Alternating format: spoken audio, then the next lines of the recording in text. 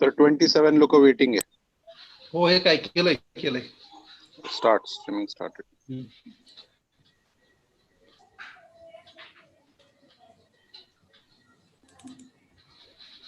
Okay, started.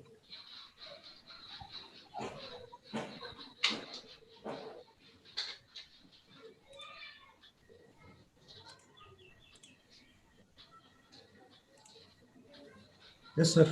Shall we start?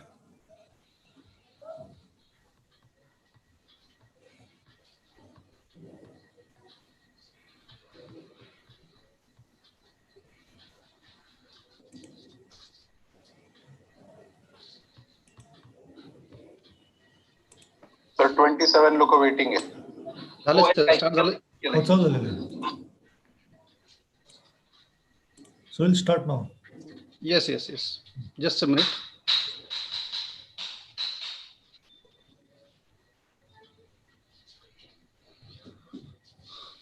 Good morning to one and all.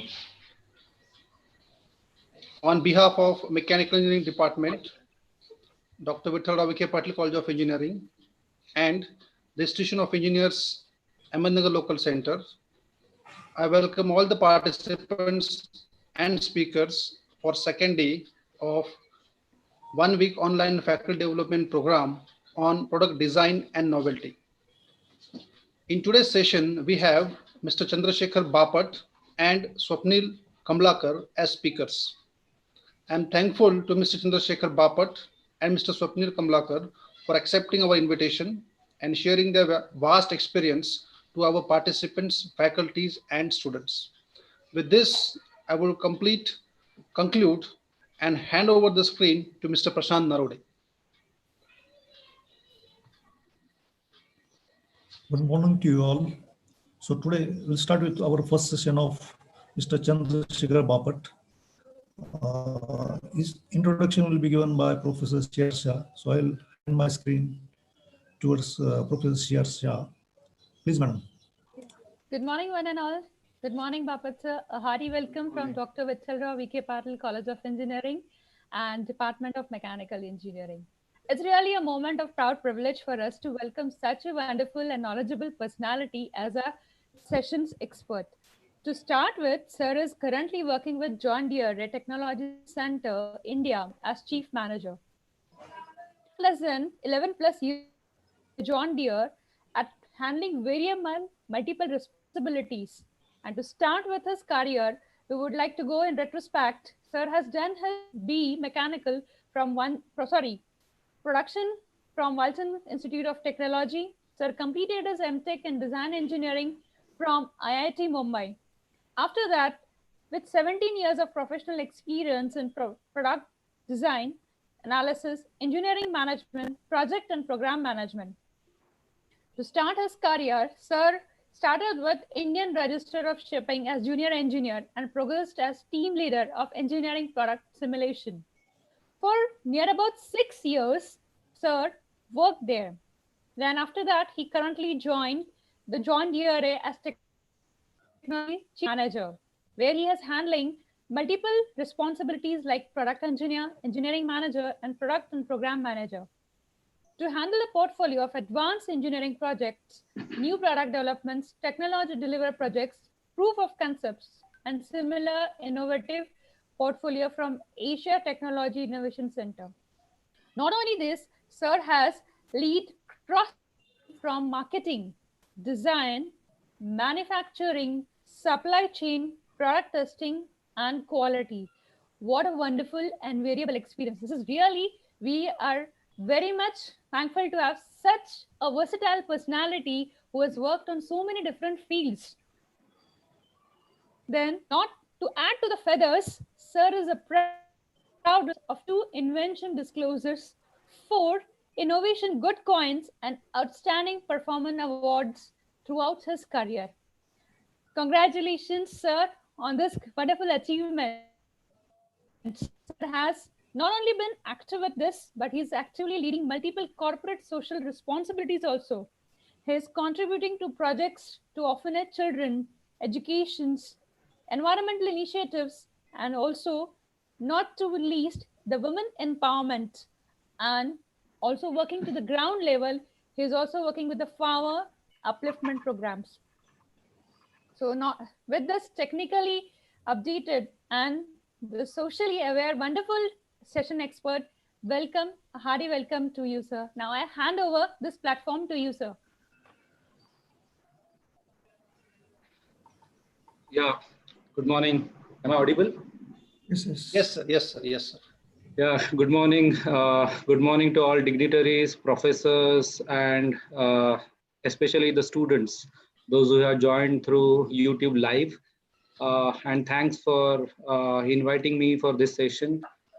I'm also honored with such a great introduction by Shah ma'am. Even I was not knowing that I am doing so many things.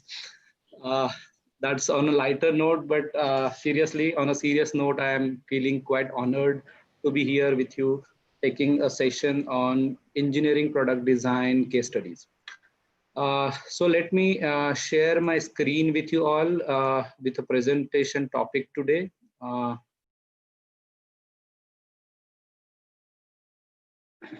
Let me know as my screen is visible to all. Is it visible now? Yes, sir. Yes, sir. Okay, great. Shah ma'am has done my job easy. This is my quick introduction slide. You can reach out to me at cbapat@gmail.com for any of the queries later of this presentation if you have. So my agenda for today's discussion is more of onto giving you details about a lot of practical case studies that I went through, not in John Deere, but as a learning throughout my career. And I just wanted to share those with you. These are not so difficult case studies to understand, but I try to keep it easy for students and faculties to understand them and understand the basics, importance of basics of engineering competencies or some of those engineering concepts. So we'll be starting with product design and project lifecycle. We'll touch base with few critical engineering concepts. I know you all are more experts in this area than me, but I just wanted to set a platform for some of those case studies to understand. So I will be talking more about Ashby plots, modulus of elasticity, CTE, DTB transitions, and fluctuating loads. So you will be knowing what those acronyms are and what does those mean. And we'll be talking about 4 case studies. I'm not sure with limitation of time I will be able to cover those, but I will make a justice to covering all 4 of them. And then we'll take you through what all are the practical challenges typically teams feel when solving these kind of problems. So let's get started with a quote from Steve Jobs regarding design. If you're working on something exciting that you really care about, you don't have to be pushed. Your vision actually pulls you. So that's how the design works. You need to have a great vision behind what you are trying to design, what is a bigger objective that you are going to solve, and that's where that keeps you pulling. When you are passionate about solving problems and achieving those visions, this will really pull you to come up with dramatically great designs. So we'll give you just a quick introduction about what is product design and the typical project lifecycle phases. You might have learned some of those detailed engineering aspects in your curriculums, but this is more of a practical approach when organizations go for designing their products. So it typically starts with identifying a project opportunity wherein you try to have a deep understanding of your customers. What I mean by that is you need to understand what are those customer needs which you are trying to solve.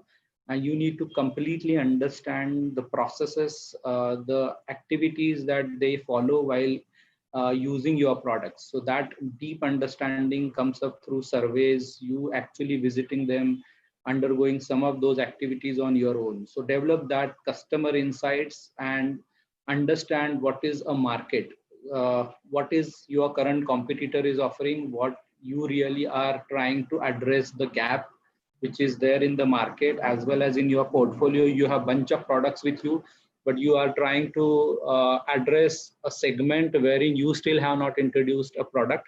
And that's where the business case development comes in, wherein you talk about financials, what kind of product features that you are offering, and what you are really trying to launch, which is not available in market, and you are typically solving a customer problem. Then you define a product strategy. It's more about you defining how will you introduce, what all innovations you are trying to bring in, how will it benefit business, and that's the whole strategy you are developing before you start the project. And these all three pillars basically talk about identifying a project opportunity. You directly don't jump into designing a product, but you do this kind of a pre-work in terms of leading to actual design. And that's where you come up to a design wherein you have a lot of clarity about what our customer needs and what business problems you are trying to solve and what value that add to your business. You come up to a conceptualization wherein you try to understand what kind of different concepts will help this kind of a typical problem. You brainstorm and come up with multiple of those, and there are different processes doing that.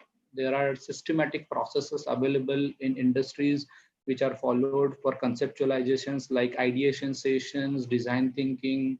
You have brainstorming sessions wherein you come up with a lot of those concepts, and then select out of that which fits best for your applications. So you might have heard about quality function deployment, Fugue metrics. These are some of those which will help you understand what all are those selection methodologies. So out of those multiple, you need to end up having one concept that goes as a final product.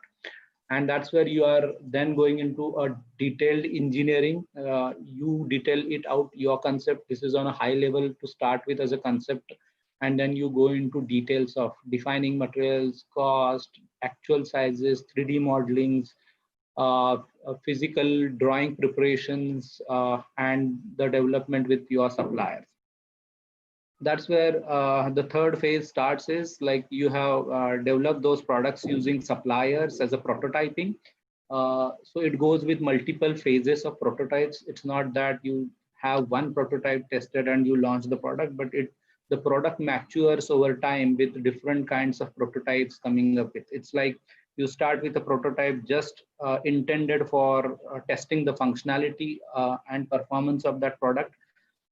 Then you mature your product for reliability, duty cycles, that you come up with durability builds, and then you come up with more maturities day by day with those prototype testings. So that actually happens in stages. You may start with few quick tests at lab to understand the functionality. You may take it to nearby fields. You may take it to actual environment, and day by day, your product testing gives inputs to your design, and that keeps maturing over time. That's where the product maturity comes in, and it doesn't happen overnight. Some of those product programs happen for years. So a new product does not come within months or within a couple of years, but it really takes 3, 4, 6, 8 years even to develop the maturity. Some of those which are very aggressive come up fast, but some of those which are very really complex in terms of engineering needs more time for it to get matured and launch actually into the market. That's where the quick design type. Now I am focusing more of in terms of detailed engineering design aspects through those case studies, and my focus will be more of onto the material selection part of it. So detail engineering happens with what is your legacy design available with you, what currently design you are using, and what modifications you are trying to bring into the new product, what all are your reliability goals, performance goals that you are trying to address. So these are some of those considerations the design team has to consider when they are actually going into detailed design. You try to understand stresses coming onto the machine parts, what are all those interactions between them, all different kinds of stresses. You use different tools. You have FEA, multi-body dynamics, hydraulic simulations, and multiple of those virtual simulations methodologies, which will help you understand stresses and their effect on your designs. Material selection is very crucial. It actually addresses and have impact of multiple factors on it. It's like cost, it's like environment, the temperature, the harsh environment that you are working into, the kind of different materials available in market, standard sizes, all those factors actually affect the material selection criteria. Manufacturing considerations, either you are going to forge it, you are going to machine, castings, and all different kinds of of machine manufacturing methods that you need to understand, and they are different for different parts. So within a single product, you may have multiple parts undergoing different manufacturing processes, and that consideration is very crucial over here. Cost target is very crucial. When you start with a project, marketing comes up with what cost is something that they are gonna targeting for, and then you need to abide to that. Any fancy design or any innovative design that is not actually abiding to cost requirements is not gonna add any value, because customers is not gonna buy it from you, and that's where the cost targets are really important. And the supplier base available, you may come up with something very innovative solution, but you may not have a really good supplier base which will help you give the right quality product that is required for that functionality. So supplier base available is also a crucial aspect of a design. So let's move into some of those basic concepts of engineering. I'm just trying to tell it to you here. You all know it already, but I'm trying to highlight the significance of these engineering concepts that you have learned in your curriculum.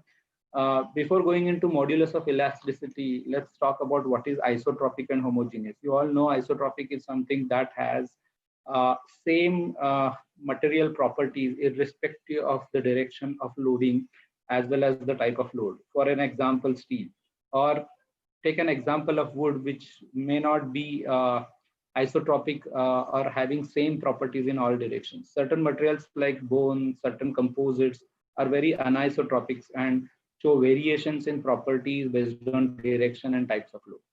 Another concept is being homogeneous. Materials being homogeneous means it consists of a composition which is uniform throughout.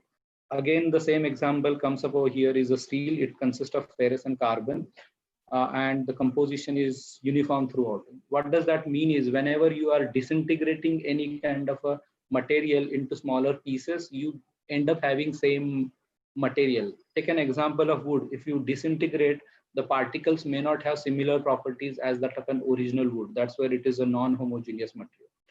Now let's come to modulus of elasticity. What is the difference between modulus of elasticity and strength? Strength is actually a capacity of metal to take up higher loads. It is something that property of metal or a material which is dependent on the type of alloying elements as well as the heat treatment or the processing that has happened onto that metal. So it may not be a constant property, but it changes based on the alloying elements as well as the processing that you have done onto the metal. While the modulus of elasticity is a slope of stress strain curve. You are aware of or familiar of this stress strain diagram. The elastic region slope of this diagram is called modulus of elasticity, and you should not consider this just as a slope, but the real physical significance is it is a stiffness. Stiffness is actually resistance to deformation by the body. Now, strength of the various metals varies based on alloying elements and metal treatments, while the modulus of elasticity fairly remains constant for metals. You may take an example of steel and rubber in terms of why I am calling modulus of elasticity is really important. Steel has 200 gigapascal, while rubber has just 0.1 gigapascal as modulus of elasticity. What does that mean is irrespective. So you take out the geometric considerations out of this equation, consider same geometry and same loading applied on two materials, and the kind of deformation that they are going through will be different, and that's where the modulus of elasticity plays an important role. So steel has higher modulus of elasticity because of its higher stiffness as that of a rubber. Another important concept over here is more of on material selection called as Ashby plots. This is something been actually invented by a professor called M.F. Ashby. He's from Cambridge University, and he developed this powerful method of material selection using charts.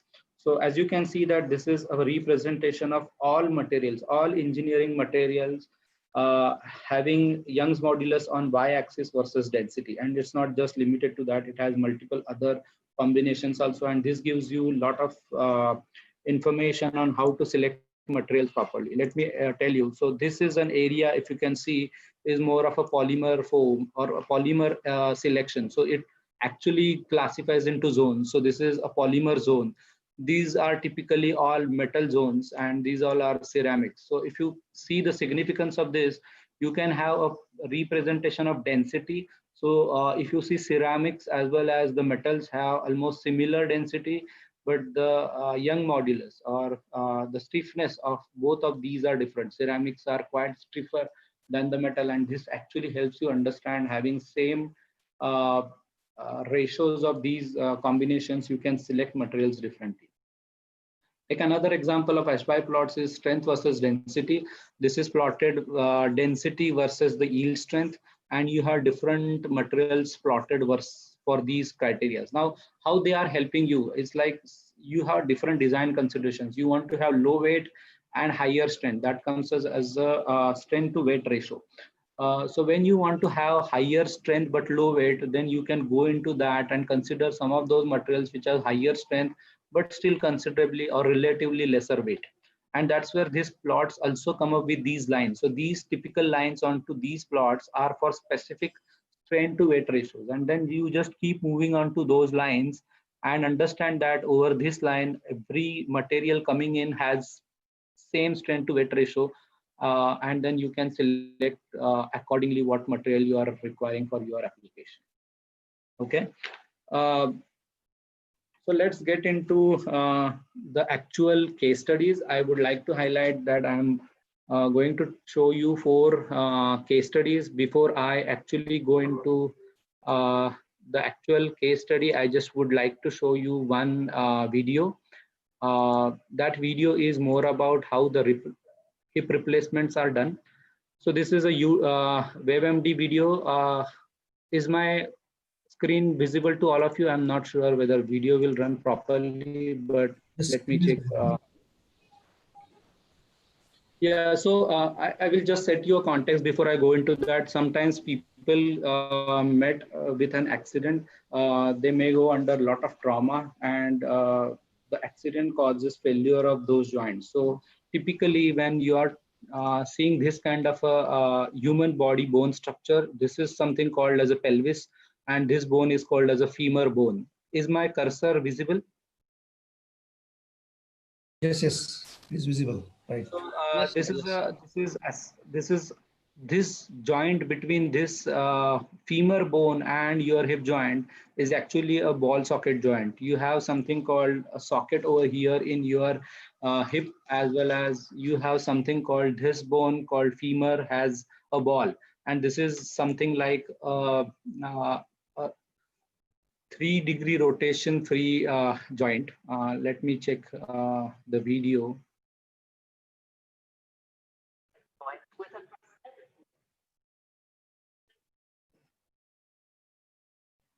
Let me start it.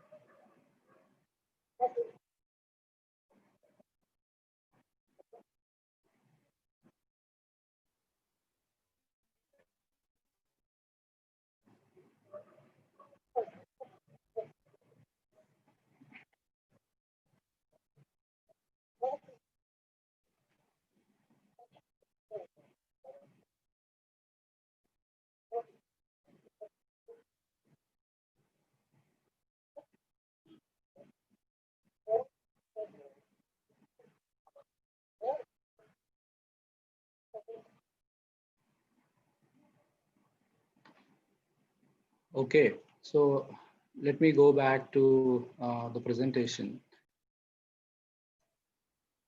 Yeah, so this case study is all about replacing the hip joint. So hip consists of, as I mentioned, it's a ball and socket joint between pelvis and a femur bone here. The femur bone is the biggest bone in leg, which has ball at its top, which fits into the socket of your hip. This is where I'm highlighting, which is also called acetabulum. So this part is also called as an acetabulum. So people get trauma due to accidents, sometimes because of age or osteoarthritis, which creates lots of pain and breakage of this joint between pelvis and the femur. And that's where it actually makes it imperative for you to change this joint. That is called a hip replacement. Now, what all are design consideration? As a biotechnology or a mechanical engineer, what do you need to understand as the design considerations into that? So consider, so this is something, your socket, this is your ball, this is your femur bone attachment called as a stem, and you can see a thin plastic liner over here, which is between this socket and the ball. And that is something actually protects from the friction between two materials. So what all are design consideration? Just have a look into that. So first is the static loading, something like person sitting or standing. You need to consider those loads coming onto it. There are some dynamic loads like person running or walking onto the ground. There are considerations for weight. It's like not the weight of the overall body I'm talking about, but the structure that you have designed, the implant weight. It should not create any kind of an imbalance between right and left side, because sometimes patient only change one side joint. So the weight considerations are more important. It should be biocompatible. What does that mean is your host or the body that it gets implanted should not give a negative response, like an inflammation or an immune response kind of a thing. So that should be a biocompatible material. You need to understand the life. Generally, these kind of joints are expected to work for more than 20 years. So the life considerations are more important. These should be sterile, so should get subjected to temperatures. I'm not talking about just the body temperature. So it should always sustain the body temperature of about 98.6 degrees Fahrenheit, as well as the sterilization happens before you actually implant into the body. So it should also sustain the sterilization temperature as well as the high pressure that it gets subjected to. The temperatures that I already talked about, that it should sustain.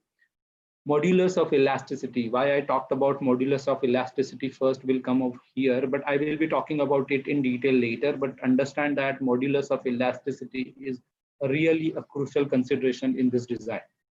You should also understand the manufacturing considerations, whether it will be cast, machine, coatings, all kinds of manufacturing processes are involved, and you need to understand what they are feasible for this design. Also, the surgical procedure, you need to understand how doctor actually implants this, what kind of tools are used, what kind of access considerations and toolings used by the doctors for fitting this into a human body, and that considerations will help you understand how will you design that. And obviously the cost. A patient should afford this kind of implants in their body. So the cost are more important consideration, as well as when you consider US FDA norms, it should actually abide to FDA approvals and guidelines and standards provided for this kind of body implant. So all these design considerations play an important role. Let's go to Ashby plots that I talked about earlier. I'm now having another material added over here, which was not there earlier. Consider this material coming in as additionally called bone. In this case, the bone is really important. Now let us see what is a concern in your design. So bone is typically falls into this range. This is not typically the engineering material zone, and it actually falls into something outside. So bone falls somewhere below metals, which are lesser stiffer. So the stiffness of bone is lesser than a typical metal, as well as it has lower Young's modulus or the strength compared to the metals. That's where this material is, and it falls into a zone which is non-engineering zone, which are typically not well-known range for engineers, and that's where the considerations are important. So you see the range over here, it typically falls close to 1 to 10 psi or 10 megapascal range. for Young's modulus, while the densities are coming close to maybe 110 pounds per feet cube. And that's where the bone material is. This is incredibly complex material. Let me tell you, this material is not a homogeneous material. As I already mentioned you these concepts, this is typically non-homogeneous, anisotropic. It has different properties based on the loading. And then that's where one important rule also comes in for total hip replacement kind of engineering problems, called as a Wolff's law. What it says is bone actually remodels itself. So whenever you are applying a load in typical direction onto bone, what it does is it actually tries to add material in that direction. So it's a living tissue. Bone is a living tissue, and it actually responds to the loads applied to it. So what it means by remodeling is the bone structure around that load direction makes it strong in that direction. So when you are applying load through this direction, it actually tries to add a lot of material in this zone so that it becomes stronger and takes up load over there. So it adds up material, minerals in that direction, and it makes it more stronger. And if you don't apply loads in a typical direction, the cells realize that this area is not loaded, and they start losing the bone density in that area, also called as a bone resorption. So this phenomenon is typically very intelligent within your body, and this non-loading areas, bones or the cell starts retracting some structures and minerals in that directions, making bone more weaker. So if you don't have typically load, so that's where sometimes you call it as you need to have weight trainings to make bone density better. Sometimes you might have heard that the old age people have lesser bone densities. Bone density testings are also there. If your bone densities are weak, they are suggesting you to have more weight training for you. That's where the bone starts adding material in those typical directions. So what is a concern, engineering concern here? So old prostheses that we used to implant used to have modulus which are more than a bone modulus. If you typically have seen this figure over here, typical alloys that were used are titanium, and titanium goes somewhere over here in these metals. And then titanium has a larger stiffness than typical bone structure. And that's where the problem starts creating. If you know that, for an example, I'm giving a figure over here, a metal with a gel around. When you are typically loading the metal in this direction or this combination in this direction, the gel will take will start deforming easily and come out of the loading directions, and metal starts taking more load. That's where the difference in stiffness or Young's modulus or modulus of elasticity actually creates a problem. The gel does not take any load at all, and metal starts taking the complete load. That is also called as a stress shielding, and that exactly happens in these bone implants. The old bone implants were having modulus higher than bone, and when you were actually using them, titanium alloys, they start taking more load, and the bone remodeling start happening. The bone cells understand that in this direction there is no loading, because the higher loads are taken by implants, and bone starts taking out material from that direction. And that's where you start creating cavities and the loosening of those implants in that areas. So the cavity in which these femur bone implants are done, these cavities starts loosening and patients start finding more pain. So that's where the solution comes in. How we fix this problem? Earlier we used the titanium alloy with bone, and that's where titanium alloy was taking more load and bone was not taking load significantly, and that's where loosening and pain was happening. What engineering team came up with is this kind of a structure. They came up with titanium porous material and then combined with the bone. So this porous titanium is actually fitted onto a body, which, because of making it porous, the modulus of elasticity naturally comes down, because the geometry is weaker here in this pattern. And this kind of a porous structure also allows bone to grow inside these pores, and that actually causes a tight joint or tight bonding between these two materials, porous titanium as well as the bones.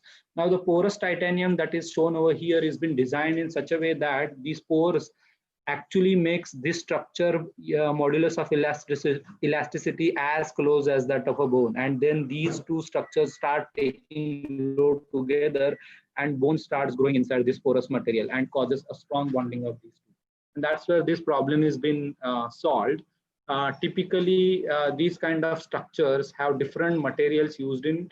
I may go back to show you some of those. Is like this is a porous material. If you also see, there are a lot of porous coatings of titanium alloys made onto this structure. This part and this part is a lot of porous titanium. You have this thin liner which is made of a plastic which is high density polyethylene. You need to have less wear happening between these two, because this ball and this liner are having a lot of friction between them, and that's where wear resistance is more important. That's where if there is more wear happening, plastic particles will shade out and go into the body, causing a lot of problems like infections and inflammation. So that gets avoided using high density polyethylene. Even the ball used over here is made up of a chromium cobalt alloy, which is having more wear resistance. That also causes less wear and removal of particles from that. And that's where this kind of a problem is being addressed by engineering community.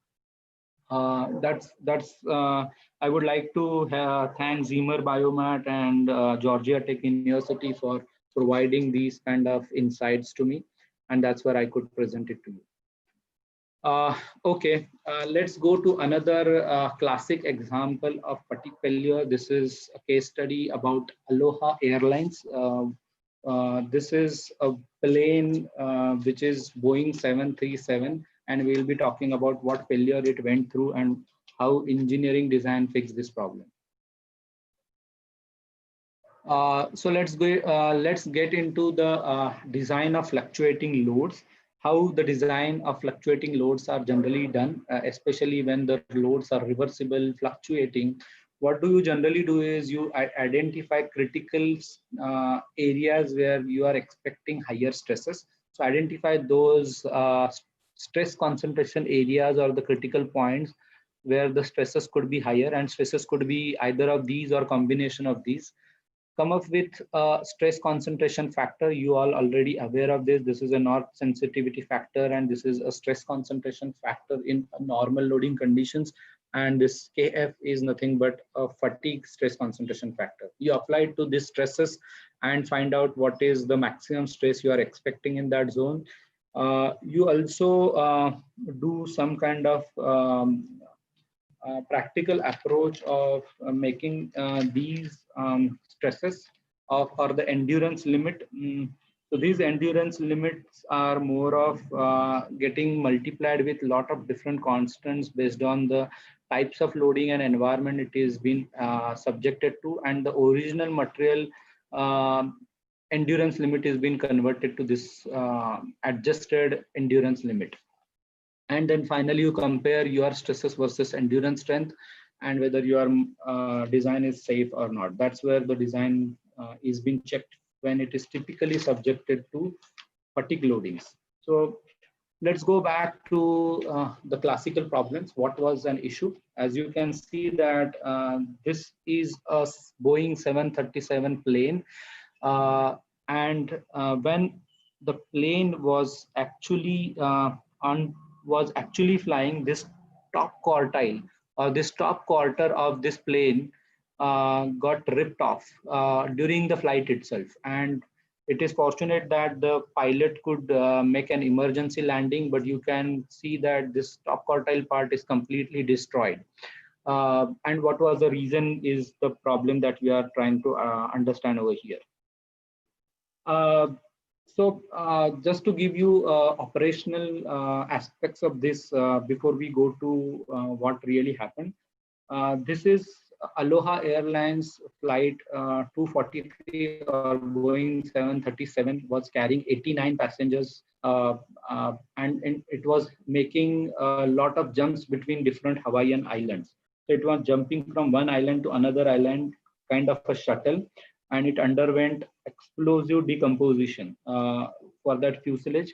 So fuselage is this cylinder, complete cylinder in which you have a sitting area, and it got a complete explosive decomposition into this quartile, top quarter of the flight, and it completely got ripped off during the flight itself. Plane could manage to have an emergency landing. It landed with an emergency landing in an island called Maui, and it ended up with 1 fatality and 65 passengers that got injured in this accident. And this is a classic example of what has happened into fatigue loading.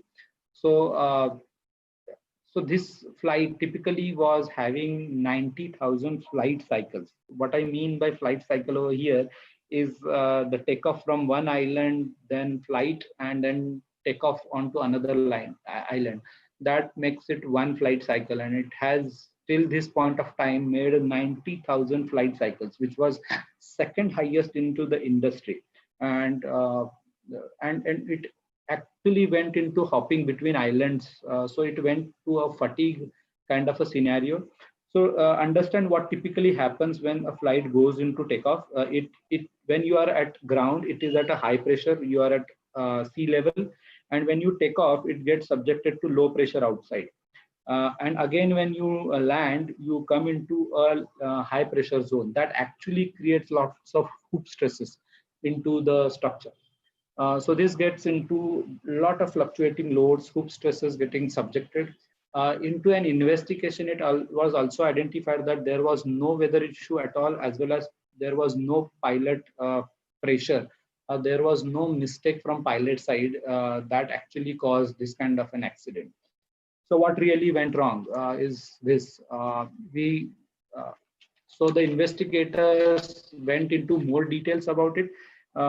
What really happened. So when you see this top half has been ripped off, this is typically that area which ripped off, and this is a typical structure of the flight that has came out of it. And no more to surprise. Let's take an inside look of fuselage. You can see that this is a structure. This fuselage structure is made up of overlap joints. This has been seen over here.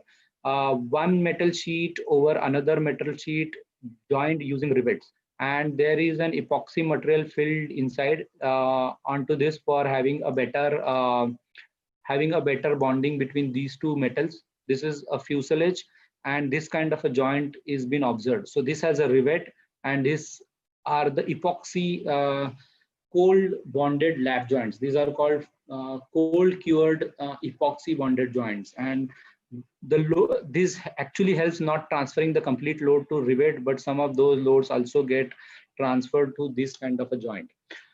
Now there was no mistake at all from Boeing side. What happened is they actually identified that what was really happening. As you can see, there is a sharp knife edge that is creating at this end. And this is something, an area where you are having a lot of stress concentration getting created. And that's where the cracks get initiated and gets propagated into the body. And there are multiples of such rivet joints, or on an entire body, you have all of them lap joined with rivets and epoxy cold bonded joints coming in. That's where high stresses are getting generated at those knife edges, and it caused a lot of cracks getting developed. And because it was subjected to fatigue, the ductile material also shows brittle kind of a nature, and the crack propagation in brittle materials propagates fast. So Boeing suggested change in design is like, as you can see, this was an old design with two sheets with bonded lap joints and rivet in between, and they came up with more material getting added, and they changed even this process from cold bonded lap joints to hot bonding, which actually gives a lot of better quality as well as repeatability in manufacturing, and that's where they improved the design. But what really happened, so these two material bonded has got these kind of cracks getting developed as these, ends and they propagated. So multiple of those locations got cracks initiated and then they propagated over the surfaces, and that actually caused this kind of a catastrophic fatigue failure. So let's go into the root cause analysis. We surely know from the investigation that there was no mistake from pilot and there was no issue from weather side. This is typically called a fishbone diagram or root cause analysis, widely used by engineers in corporate world to understand what is the failure and what all are the reasons. So this diagram typically looks like a fish bone structure inside, and this is the failure and what all are the reasons for those. So let's go into detail of it. What happened is, as I mentioned, these cold bonded lap joints were not achieving required quality using this methodology, and was difficult to change change the earlier manufactured flights. So Boeing gave the warning to all those flight owners that this kind of an issue we have observed, and you go into an observation inspection of those planes whether you are observing any kind of a crack. As I mentioned also that this flight was running into between different islands, so it was flying over oceans, having a lot of salt water environment, and which is more corrosive. Sorry. So this kind of environment causes air as well as this kind of a salt water go into those lap joints and cause a lot of corrosions, and that was one of the reasons that it got subjected to corrosive environment. And the corrosive environment actually causes metals to fail more rapidly. Another aspect was, like as I mentioned, it was having thinner joints. The rivets were causing crack initiations, and then the Aloha Airlines team was not actually well trained for inspecting these kind of a cracks. Even though Boeing gave them alert, they did not actually identify those cracks properly, and that failure happened. The kind of flight pattern was also a reason. Constant jumping between islands had multiple cycles of takeoff and landing, which causes into high fatigue cycles. And that's where it caused into this kind of a catastrophic failure. And this is an investigation, and this is a change in design that Boeing has come up with. A lot of material got added. The process has been changed from lab cold bonding to hot bonding. And what it gave as a learning from this is avoid having a lot of sharp edges near rivets.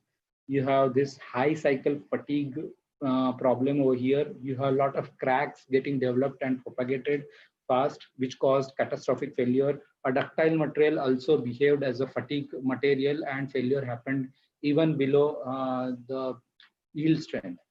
It got subjected to corrosive environment. The manufacturing process and maintenance was having an issue, and that's where the investigation really helped understanding. Fortunately, there were not a lot of fatalities, few of them injured, but this gave a lot of learning in improving the design. And that's where the holistic design or 360-degree view for an engineer is really important. Okay. So let's get into another case study called DTB transition. This is a third case study and really important. This is a typical ship failure we will be talking about. Before that, I would like to talk about or touch base the basic engineering concept of CHARPY impact testing. You have learned this CHARPY impact testing in your curriculum very well. I'm just touching base just to set the context of this, what really happened. So typically CHARPY impact test or notch impact energy test are conducted with a fracture or a V notch onto a material sample. As you can see over here, the samples are actually fixed into this test setup, and the testing engineer takes these samples with V notch at the middle and impact it with the weight using a pendulum. So this pendulum is lifted to a height, certain height, and then impacted onto this sample. What it signifies is higher the impact energy that gets absorbed, more the ductile material is. Naturally, that is because As you can see the pattern of fractures, if the material is more ductile, it will go into a lot of plastic deformation before it fails, and that's where the energy absorption happens. This property is also important when you are actually designing cars for crash worthiness. You might have seen a lot of cars roadside which have got into an accident, and a lot of the bonnet part has been deformed. So more the deformation of your front structure of a car, more the energy gets absorbed and not gets transferred to the occupants, and that's where the safety is being taken care. More the energy absorption, more is the ductile material is, and more the catastrophic failure, or less the energy that gets absorbed before fracture, more the material is brittle. Now, we have typically learned that metal shows either a ductile nature or a brittle nature, but that's not true when it comes with a temperature aspect to it. So why does designer needs to take care if the metal is ductile and brittle? That's where we are going to study in this. I would like to show you some of these pictures and the background of this case study. These are pictures of US World War II Liberty ship program failures of the ships.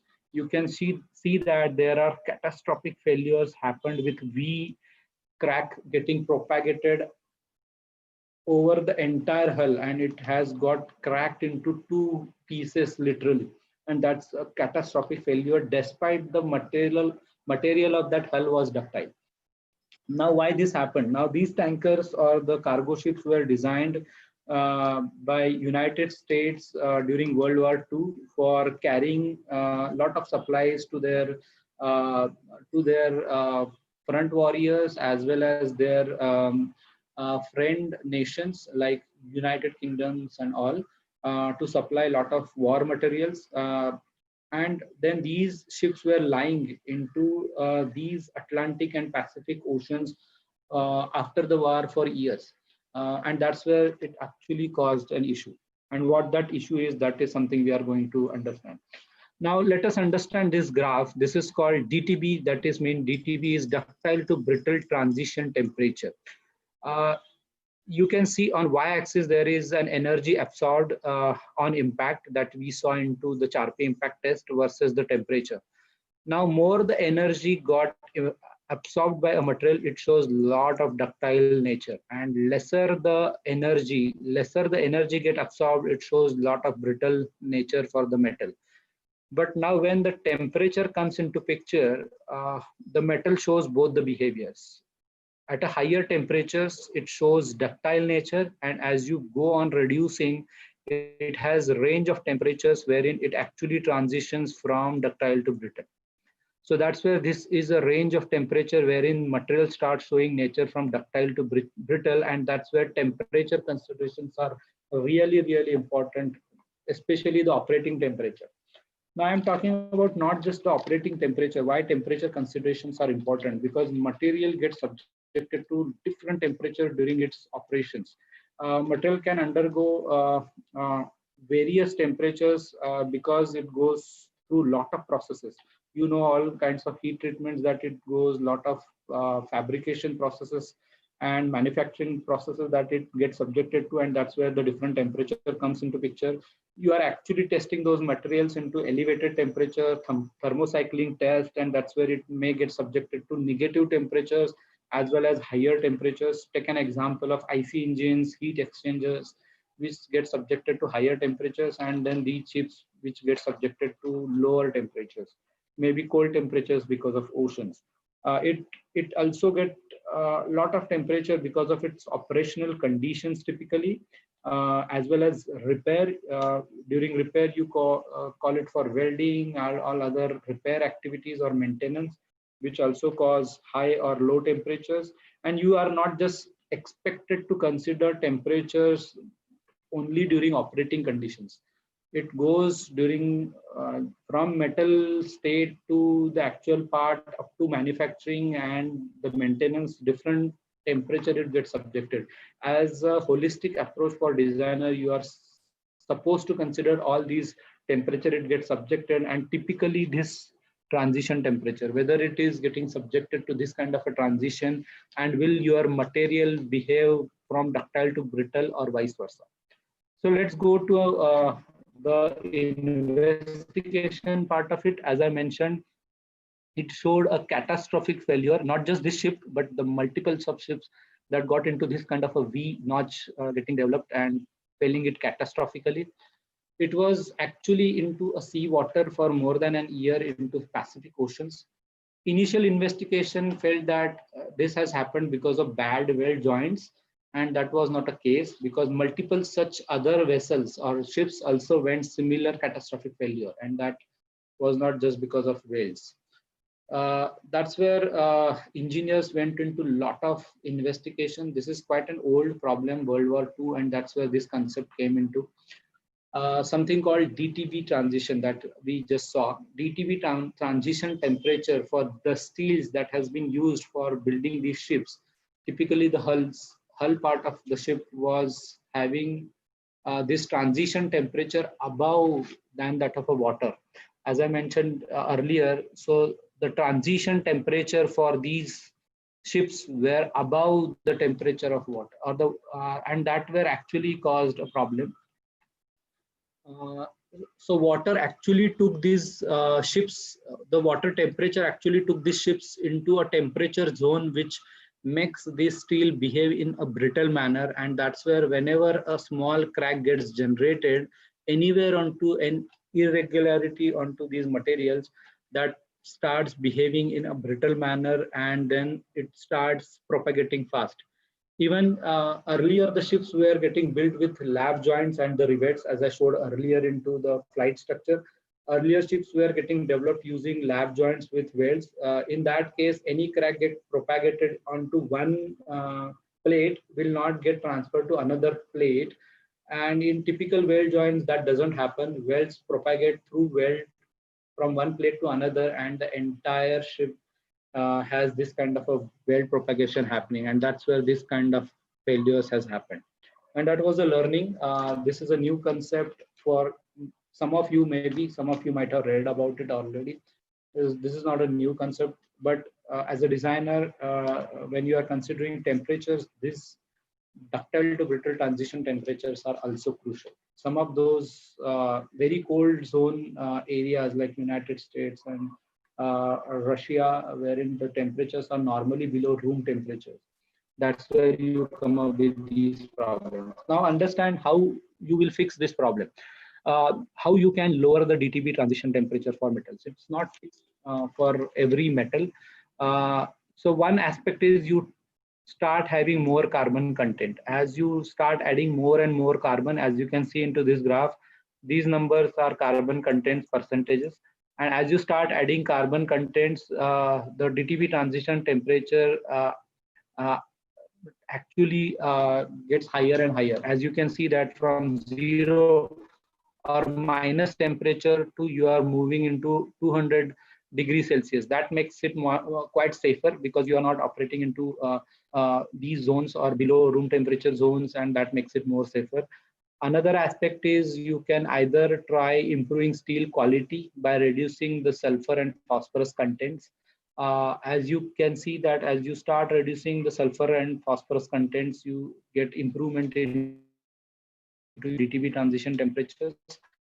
You can enhance it by enhancing the manganese content. As you keep adding the manganese contents, you can see that at 0 percentage of manganese it has a different, and as you keep adding you start lowering it. So you as you keep adding the carbon content, it starts becoming more brittle, and which is not helpful to you. You have low carbon steels which will actually lower your DTB transition temperature. So the goal is to lower this DTB transition so that it actually goes below 0 degrees Celsius. Generally, our typical operating conditions are more than room temperature or close to room temperatures, and lowering this temperature will keep your material into ductile zone, and that actually helps to address the operating temperatures. Okay, so that takes me to the fourth and last case study of this presentation today. This is called CTE mismatch, and this is again a classical example of the effect of temperature on material selection. So as I mentioned earlier, you are not just supposed to consider the operating temperatures while it is actually working. You are supposed to consider all temperature it gets subjected to during its processing, during its manufacturing, testing, as well as up to repair. So higher temperature actually causes decrease in strength, typically for materials. As I mentioned, some of those examples at heat exchangers, IC engines, they are subjected for higher temperatures considerably during their operating tenures. And due to metallurgical changes and degradation in heat treatments, it causes decrease in their strength. And that's where the temperatures are really crucial considerations where you are selecting the material.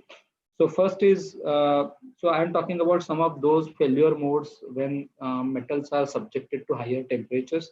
So first one we talked about is different, not just operating temperature, but different processes during its life cycle you need to consider. Second one is the higher temperature operating conditions wherein metallurgical changes causes degradation and reduction in strength. And third critical important aspect is the creep. You might have heard about creep. Materials yields under their yield strengths for the load that it gets subjected to. This kind of a failure are typically observed in ferrous materials or metals, and the metals continue to deform for a longer period of time under elevated temperature. So what is a condition in creep is typically when you are having a metal, ferrous metal subjected to load, it should get completely, continuously loaded. It's not just the temperature I'm talking about. You have continuously higher temperatures during its operation, as well as it is getting subjected to physical external loads. And this kind of a loading actually causes continuous deformation for a longer period, and that actually decreases the strength of a metal. And this is a phenomena which is very dramatic. This is unfortunate, and designer has to consider creep aspects of a material. So if you have already used a material subjected to higher temperature, then a smart engineer will really understand that it has gone through a creep phenomena, and it has reduced its ability to take up higher loads because the strength has got reduced. So you need to understand the history of metal. It has gone through the temperatures, and understand the history of creep. So material yields at stresses below yield strength when the metal is subjected to loads at elevated temperature. So even the creep phenomenon causes failures of materials below yield strength. And that's where designers need to crucially look into what really goes wrong and how to address those kind of a problem. Today we'll be not talking about creep, but something called CTE mismatch. And that's the intent of sharing this case study. Let us understand what is meant by CTE mismatch first. You guys, so what is a problem statement here? I'm just trying to tell you what is a design concern. Let us understand that in typical electronic or electric designs, these kind of designs are very common. You have typically aluminum housings for supporting the structure. You have alumina substrate. I am talking about alumina, not the aluminum. Aluminum and alumina are two different materials. And then you have a lot of silicon semiconductor chips mounted onto it. It's not just the chip, but the chip carries a lot of components like resistors, capacitors, transistors, semiconductor chips, and all. It's not just the chip, but all other electrical components get mounted onto this alumina substrate. Now, what is a challenge? These kind of designs are typically used into automobiles, satellites, flights, has both aspects, mechanical as well as electrical design. So you need to take care of those. What is the challenge in this now? Now, this typical structure that I am talking about is used in a space flight, and that's where these considerations are important. Let's go into the details of it. This kind of a structure, now gets subjected to different kinds of thermal cycle. It gets subjected to less than 40 degrees Celsius up to even higher of positive 120 degrees Celsius. So it can vary from -40 to 120 degrees Celsius. And that's where this thermal variations or thermal load variations are happening in. Now you need to understand what would have created a problem in this kind of structure. Before that, we will try to understand what is coefficient of thermal expansion. You have gone through this engineering concept in your curriculum. I'm just brushing it again. This is something, an equation of thermal strain, epsilon. This is denoted by epsilon alpha delta T, wherein epsilon is a thermal strain, alpha is your coefficient of thermal expansion, and delta T is change in temperature. So typically the change in length over the original length is something we know as a strain, which is equated to alpha delta T, wherein this alpha is called coefficient of thermal expansion. And this is really important. The equation of this is 1 over C or 1 over K is a typical unit that is being used for coefficient of thermal expansion. And this problem is all about the coefficient of thermal expansion mismatch, CTE mismatch. I'm just talking about some of these materials and with their coefficient of thermal expansions given over here in this table. You can see that metals are comparatively materials which expand more because of their higher coefficient of thermal expansion. And then comes are the ceramics, which expand lesser, or on the other side, they contract lesser for similar temperature variations as compared to metals, as because their coefficient of thermal expansions are lesser than metal. And the polymers, on the other hand, expands the most because they have considerably higher coefficient of thermal expansion as compared to metals and ceramics. And this is called a mismatch of coefficient of thermal expansion. What it causes a problem. Now come back to our own problem. What we have is we have an aluminum housing, we have a alumina substrate, and we have a silicon semiconductor. Now three different metals. From that last table, we know that the coefficient of thermal expansion for aluminum is 23.6. For alumina is maybe, I think it is Al2O3. This is not aluminum.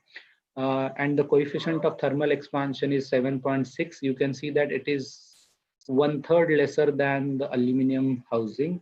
And then for silicon, it is 2.6. So if you see that when you subject this assembly, so this assembly is typically fused at these interacting or the body contacts, wherein they are actually fused with each other.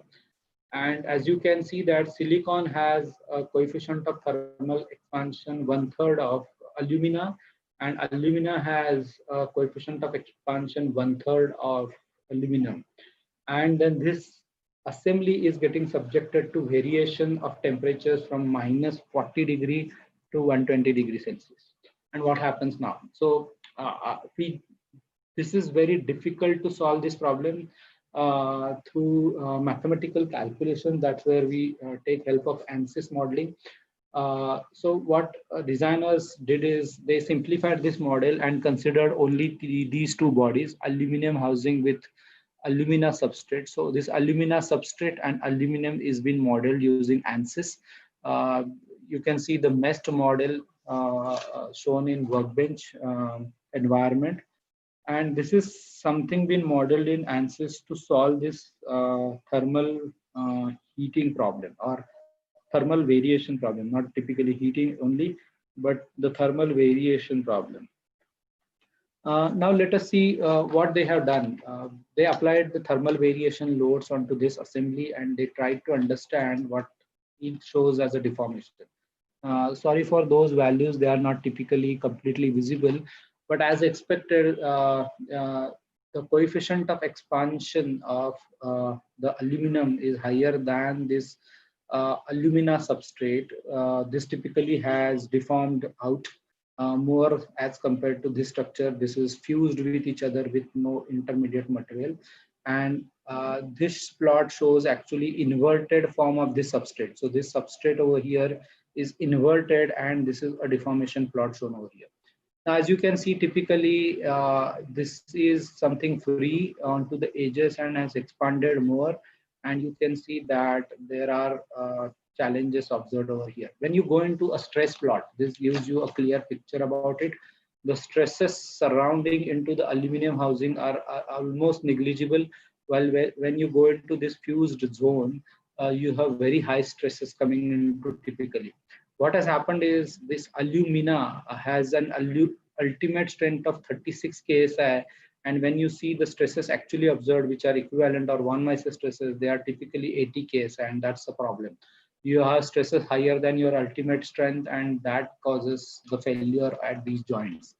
And that's where this is a classical problem of coefficient of thermal expansion mismatch, and how you address that. Now let's go to this solution aspect of it. How do we address or fix this design? What typically designer does, this is a classic design used in all electronic components, and you can see that they are typically using this kind of an epoxy material in between these two bodies or all these bodies. So they don't directly fuse this body with this body, but we have an epoxy layer coming in between.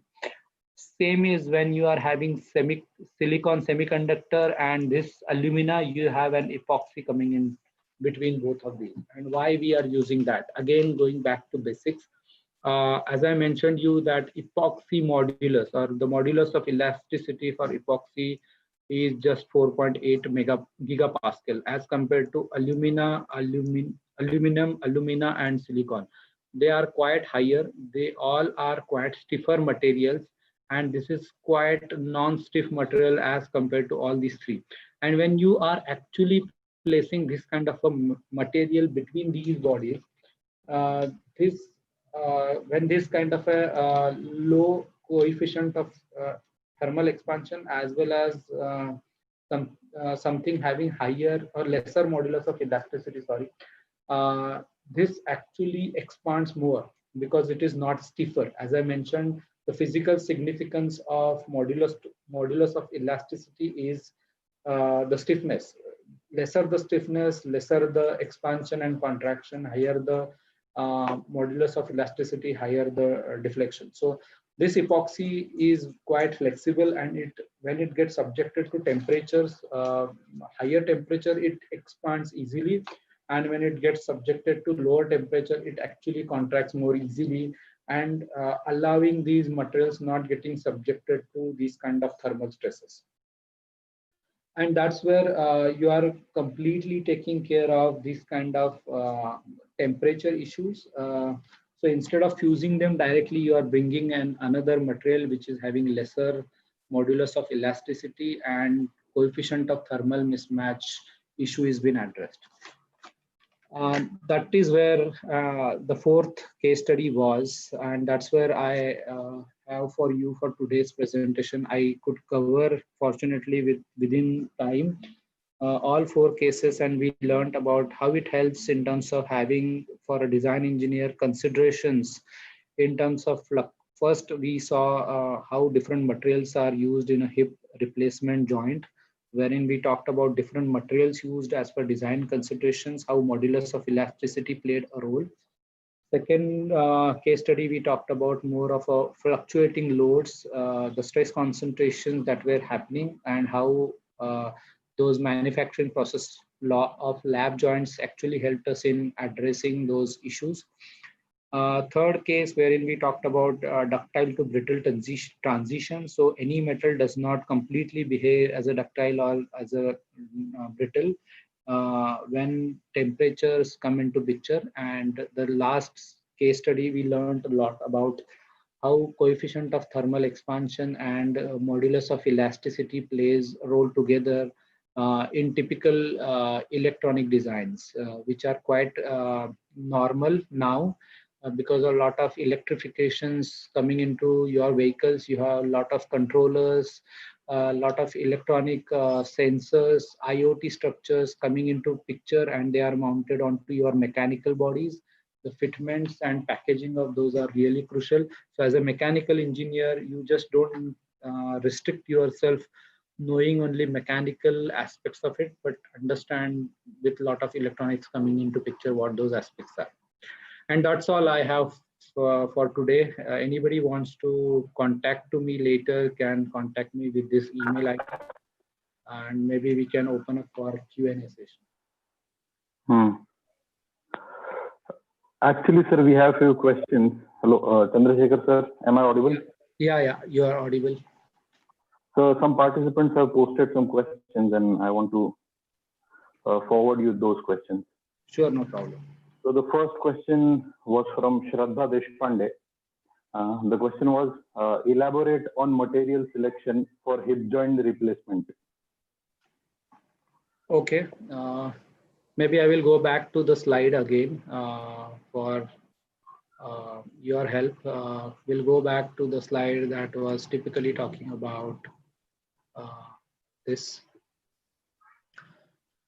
Okay, let me tell you what all different materials have been used over here. Now, as I mentioned, you have a pelvis as well as the femur bone into your thighs.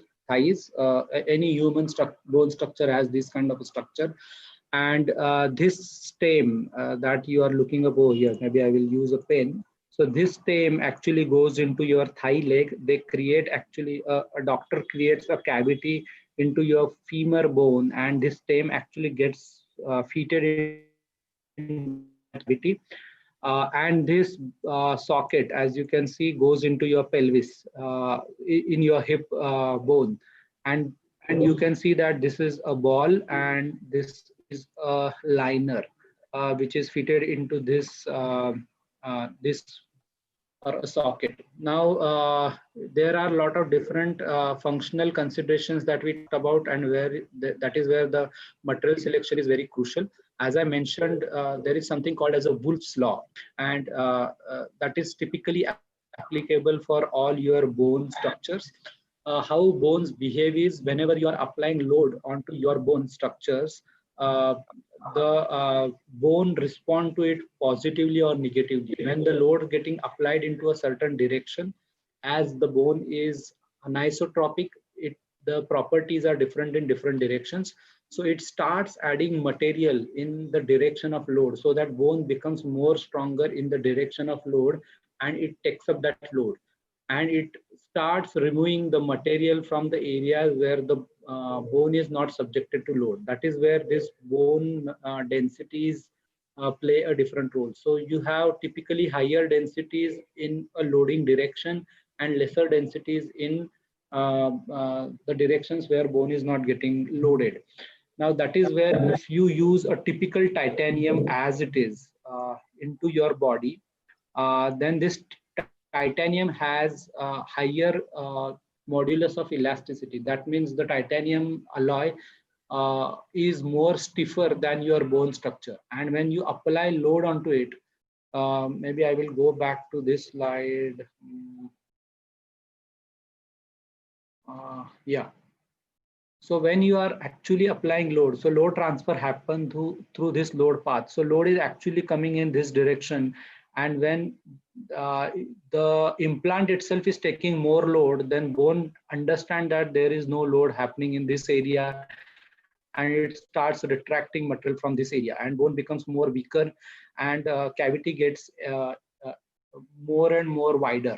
That actually loosens the implant in which this stem has gone into, and that causes pain to the patient. That's where you need to select material smartly, is select a material which has modulus of elasticity as close to bone, so that bone as well as this implant takes up the load together. And that's where you use a porous material, as I mentioned here. So this porous material, because of geometry of having holes, reduces the original modulus of elasticity of this structure and makes it as close to bone. And then even these pores help you bone grow inside these pores, so that there is a strong bonding or entanglement between the bone and porous titanium. That's where the selection of this porous titanium is really important. And when you go for another considerations, I think that slide has gone into another.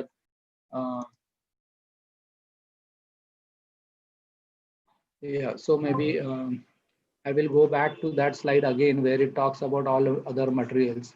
So this is a slide which talks about all materials. So you have this cup which is made up of porous titanium, and this fits into your hip bone, and then bone grows into these pores, and then that joint become more stronger. Even you have lot of porous coating of this titanium alloy onto this, which also gets more bone structure. See, they have not added coating over here because they are actually coming in contact with the bone here, and load is getting transferred. But this area is loosening, so they are adding more coating over here so that the bonding between these two bone and the titanium alloy happens more well. Another aspect is this ball causes lot of movement inside this liner, and there are chances because of friction this plastic material may wear out, so that you need to have this plastic as a high density polyethylene which is having higher wear properties or a wear strength, so that these plastic particles will not go into your body. As well as even this ball has to have higher wear resistance, so they use cobalt chrome alloy so that it takes load as well as have higher wear resistance. So now the extended the second participant name is AS in the chat section. And the question is on the same topic. He wants to know how the factor of safety works for designing of these joints. Designing of implants. Designing of How safety is considered? Factor of safety, yeah. Yeah, so I'm just talking about. I just talked about material selection based upon the biocompatibility aspect of it. I did not talk about all about the load considerations. If you consider my earlier slide, I not just talked about biocompatibility, but I also talked about all these aspects when we are designing. So it is actually subjected to a lot of these considerations. You need to, so factor of safety not just comes up from biocompatibility, but it comes from the static loads, dynamic loads. See, human, you need to understand what kind of activities a human can go through. This person having a hip joint can go for a skating as well as can do scuba diving. He can go for all different activities wherein different dynamic loads will get subjected to, and not just the normal walking or running. A sports person may come up with this kind of a joint failure, and he may need more dynamic load considerations there. It is not just the dynamic load, but the weight consideration. So as I mentioned, to Ashby plots, you need to understand the considerations of strength to weight ratios. So you don't need to have very heavy material used, which will be considered for having imbalance on both the sides. So typically when you are talking about loads coming onto this structure, they will be the load path will be typically coming from leg to this structure. So the travel of or the load path will be typically coming from this side to this, or because of your human body, this may transfer from this side to this side. So the factor of safety considerations are naturally higher as compared to your static application structures that you are defining. But the exact values are difficult to define it over here because case-to-case basis, and different companies use different materials, so they use their own stress concentration factor. So for a designer, when you are designing for loads, you need to consider loads and stresses caused because of it, and then apply the stress concentration factor and check whether these materials are below their strength that has been defined for the selection that you are doing. So first understand the loading pattern, load path, how much stresses that are generating. Obviously, you may not be able to completely identify stresses through hand calculation. You may generate a typical analysis model and understand loads coming out of it. You may apply stress concentration factors, understand the behavior, and then check it with the material strengths. Typically, if they are ductile, you need to understand their um, yield strengths when you are considering factor of safety. Okay, sir. The third question was from Vikas Mari. And the question is, what are the biocompatible materials used in medical sector? Yeah, so biocompatibility is more of how, what it means by biocompatibility is something that you understand that when you actually put that metal inside your body or any material, not just the metal, the host or the body should not give any kind of a negative response. What does that mean is it may cause any kind of an infection, it may cause any kind of a swelling or inflammation. So you need to understand these biocompatibility aspects as well as the environmental temperatures and maybe some chemical that it is getting subjected. So typically titanium is in these kind of implants for its, as I showed you on the aspects, the stiffness that it calls for these kind of activities in human body, it gives sufficient stiffness, and you can still select materials with lesser densities. So the weight can be considerably lesser as compared to maybe carbon steels, and that is where titanium plays better. Uh, as well as the wear resistant properties are important. So you use plastic. Uh, Now you consider that they are not replaceable in human body, as you have fitted it should last for 20 years.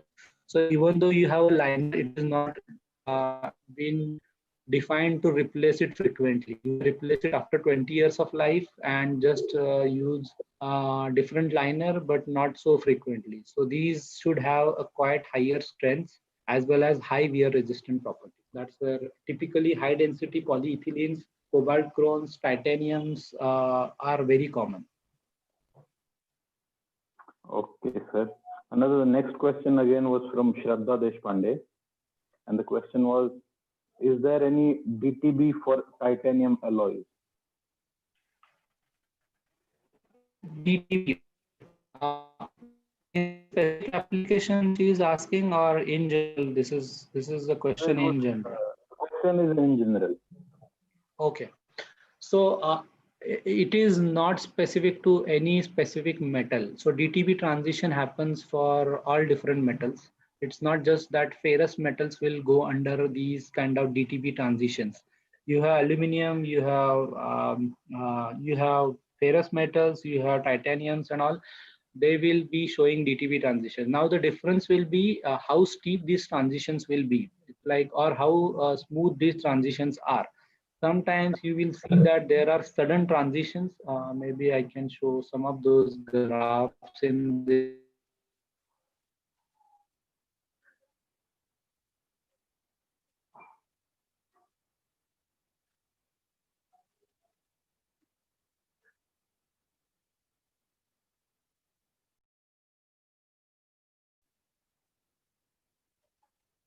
Hello.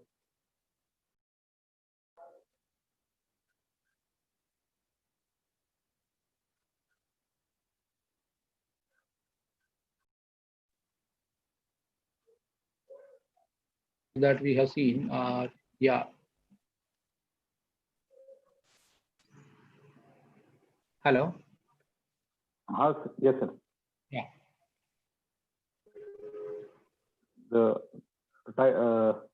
The voice was not clear. Hello. Okay, so maybe I will repeat last couple of sentences. What I mentioned is the pattern of DTB transition might be different for different metals, but mostly many metals shows this DTB transitions. Titanium is also one of them. Okay, sir. So the last question was from a BE mechanical student, Lalit Bharwe, and it was a in general question out of curiosity. We want to ask what qualities should product design engineer should adhere? Should bear. Okay. Uh, uh, as a designer, so I will tell you typically what designer actually calls in for. Designer needs a lot of broader understandings. Earlier, I was into analysis and simulations, and that is a typically very niche or specific competency wherein you are very focused in terms of doing analysis of your structures. For designer, that is not a scenario. Designer gets involved right from marketing surveys also. In our organizations, we have our design engineers getting involved into market surveys, deep customer understandings, wherein he need to have understanding of customer operations. That's one aspect of it, and then that helps him understand what the problem is. He needs to get into a lot of different domains within design itself. He needs to understand structures, he needs to understand hydraulics, he needs to understand all other domains, like not just one typical system, but maybe in a typical vehicle, he gets exposed to chassis, engines, hydraulic systems, cooling systems, engines, drivetrains, and all aspects of it. So he may be expertise in one of those domains, but he needs to understand even aspects of other domains, because there are a lot of interaction between systems and subsystems. When you are designing a chassis, all different components or system gets mounted onto it. You need to understand how they interact with your components or systems typically.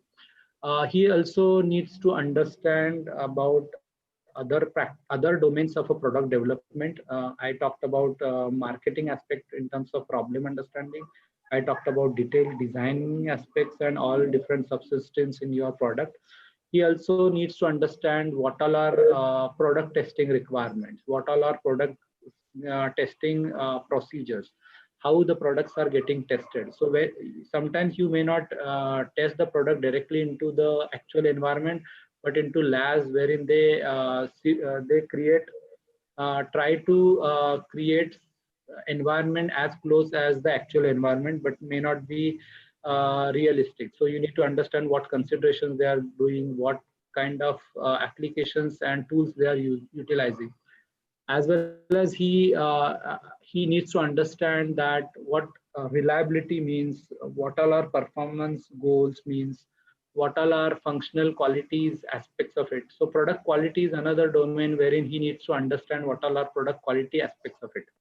And then more importantly, not the least, but very important is manufacturing consideration. You are a mechanical engineer, not just have studied the product designs, but you need to thoroughly understand what all are manufacturing considerations. So see, for an example, when you are doing multiple operations, the surface quality, the kind of dimensional accuracies that you are going to achieve through those processes is a real consideration for any designer. When he creates drawings, he need to understand, or when he is designing, he need to understand a lot of 3D softwares. Like you have a lot of commercial engineering 3D softwares available like Creo and all, and then you need to at least have exposure to one of them to create 3D geometries, and of course the manufacturing drawing.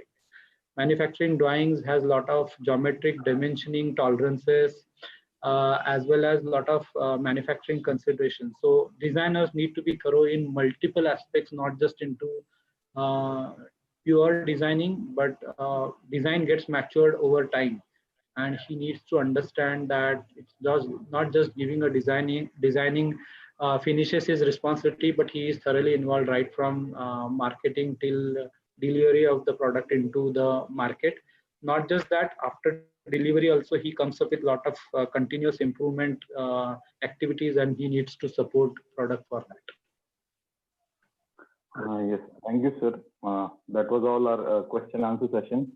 And now I ask Narode sir to take over the screen and. Yeah, before you hand over, I just want to thank Dr. Vithalrao, Vikhe Patil College of Engineering and Institute of Engineers, Ahmednagar, for giving me this opportunity. I really enjoyed giving these details about design and those typical case studies. I really love presenting when it comes to students. Thank you for the support. Thank you, sir. Chandrasekhar sir. We appreciate your presentation. It was incredibly informative and interesting through case studies. Your presentation refreshed our fundamentals of materials, failure analysis, and design. I hope it will be fruitful to our participants. So thank you, sir. Now we'll move to next presentation by Mr. Swapnil Kamlakar. Mr. Swapnil Kamlakar has Hi, done sir. his B Mechanical from University of Pune with Master Diploma in Product Design and Analysis and MBA Marketing. He is a technology enthusiastic, inclined towards optimum design techniques, data-driven decision making, and advanced analytics. He is a certified enterprise design thinking practitioner by IBM and a techno-marketical professional, working as business growth manager, handling pan-India advanced analytics, business growth, and business development market for Alpha Analytic Services Pune. He has successfully mentored engineering students and professionals in CAD, conducted cooperative interactive sessions for management students and professionals, and always inclined towards learning new technologies. So now I hand over the screen to Swapnil. Thank you, sir. Thank you very much. It is an honor again to deliver some insights from the corporate to my very own alumni. And yeah, it is a great opportunity. So without taking any time, I'll share my screen.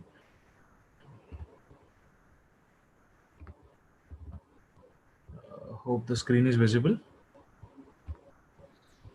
Yes, sir, it is visible. Yes, Swapnil is visible. So today I'm going to talk about modern engineering design with respect to business impacts and business aspects towards the industry. So what I mean is, what exactly is happening into engineering design. Uh, are we following conventional steps in engineering design till date? Like we have heard a lot about engineering design that, okay, we have to do CAD, CAE and CAM softwares, and then we get a good position in research and development or any kind of a company which is having a design department. But today the fact is like things are changing. Many of us have to stay up to date when it comes to product design and analysis, and it is a continuous evolving process. So I'm going to talk about both how the engineering design as a concept has evolved, and second, what would be the business impact on it. Third, what I'm sure that there are many questions like COVID-19 is going on. There might be a recession. Mechanical engineering was not performing well. The industry was not performing earlier well, and what are the chances that it would perform well after this pandemic? So I'm going to throw some light on that, and sure we can have an interactive session after that, where you can ask me questions about it. So I have casted this presentation in three terms. So the very first part is where I'm going to talk about what exactly is modern engineering design and what are the aspects and what are the evolving changes in the engineering design. Second, uh, how it looks like what kind of software is like. I'm very much sure that the earlier presentation, it was a beautiful presentation, and where different types of materials were explained, and how they can utilize, and there was a talk that there are several certain softwares that can be used by mechanical engineers, and which help them to evolve in their career journey. So that is the second. And the third part is we'll talk about the scenarios and how data driven manufacturing processes is taking the industry 4.0 revolution in today's date. So these are the three parts. So we'll start the presentation. Yeah, so this is how the index would look like. I would be talking about what exactly modern engineering design is, then industry domains dealing in that, then what kind of technical enhancements one should have with respect to this domain, then engineering design in context to industry 4.0, then data driven manufacturing, its future scope, then are you corporate ready, and job description for designers in today's date, which is the most common and handpicked job description that I have taken. So this can be utilized for by anyone who is a engineering design enthusiast. First, so what exactly is modern engineering design? So we all know that engineering design or engineering is a branch of science which helps understand an engineer various aspects of machineries or production or processes, etc., through deep insights. But what exactly modern engineering design is, this branch inspires diversified functional backgrounds to come together and solve complex practical problems. So these complex practical problems are tended towards acting with respect to most cost effective, most optimum, and most result oriented approach. So as you can see on the right hand side, the diagram itself shows that how design, make, and use is in a flow, where you design first, where you identify what exactly is to design, then you make that design, then you make it happen through a prototype or a product, and then you use it. And after using also, the process is still continuing. So that is the part, and that is the key, where you continuously identify and approach towards your design and work towards it in an efficient manner. It includes technology, but is also concerned with development and understanding of technological systems. So not only CAD, CAM, and CAE softwares, which we have come across in our routine, or in our knowledge journey, but there are several other aspects also, and several other technologies also, that are emerging right now, and that are going hand to hand, or even more, you're doing more better, apart from CAD and CAE softwares. So CAD and CAE softwares now I would term as a conventional technology that is a must-have for any mechanical design engineer. But to add on, or to grow as an engineer 4.0 with the industrial 4.0 revolution, there are certain technological backgrounds and emerging trends that you should cope up with, and we'll be talking with respect to that in a later part. So so so this is a process of devising a system, component, or process to meet desired needs. So modern engineering design is this approach, where a small cycle that I've identified is, it is not only PDCA, but it is a elongated part of that. First you identify the problem, then you design with respect to that problem, you test that problem, or you test that product, then you continuously analyze that product with respect to the prototype dimensions, and with respect to the impact that will have, that the product will have after it is fully developed and utilized in a particular scenario. Then you implement that particular product, and you again monitor its performance. So this cycle can be started at any point. So if I am a mechanical engineer, if I am a design engineer, and if I enter into a particular process and they already have a test prototype with them, so my cycle starts from test. So I'll have that prototype, then I'll analyze it, then I'll implement it, then I'll monitor it, then again I identify problems, then I modify those problems and design those problems with respect to that product, and then again I test it. So it can start from anywhere. If you have a design, then again it will go design, test, analyze, implement, monitor, identify. So this is a continuous cycle for any engineering design student or any engineering design aspirant. So yeah, so this is what exactly a modern engineering design looks like, and it is. So what are the design engineering and technologies comprises of? So we have heard about CAD, CAM, CAE, and computational fluid dynamics softwares. So these softwares are widely used for product design and development. Like you might have heard about various engineering design softwares like Creo, then CATIA, NXCAD, then SolidWorks, Solid Edge, and likewise. Even AutoCAD is having 3D part, and Fusion 360 is also having some 3D modeling in it. But we'll talk about those softwares later, what exactly are the proficiencies of each softwares, and how they can be utilized in product design and development. So yeah, so CAD, CAM, CAE, and CFD are widely used for product design and development, product analysis, and reverse engineering kind of concepts. But please try to identify that these are the softwares used for development and identification. Unless and until you have a knowledge of from where that particular development has arisen, what is the cause that has given rise to that particular problem, you are not able to design a particular situation or design a particular product. So it is very much important to understand what exactly the need was of that particular analysis on that product, or what exactly the need was to develop that product, or to redevelop or re-engineer that product. So how we do that? So now modern trends are shifting, so identifying the cause has become the most first priority right now, because this particular thing reduces the cost and time of any industry drastically. So how do they do it? How do they do it? So through IoT and robotics. So what exactly IoT and robotics does? So it is not only plant automation or manufacturing optimization or automated assembly, but IoT devices, that is Internet of Things or robotic assembly lines, are actually, you know, uh, doing jobs which collects real-time databases, and on the basis of real-time databases, engineers are now able to identify where exactly the problem was, what exactly, see, for example, if there is a breakdown, so what exactly caused the breakdown? Was it a high power voltage, or whether the coolant pressure was low, or whether the raw material intake was less, or whether there was any glitch on the conveyor system, or likewise. So there is a continuous data gathering process by the IoT devices.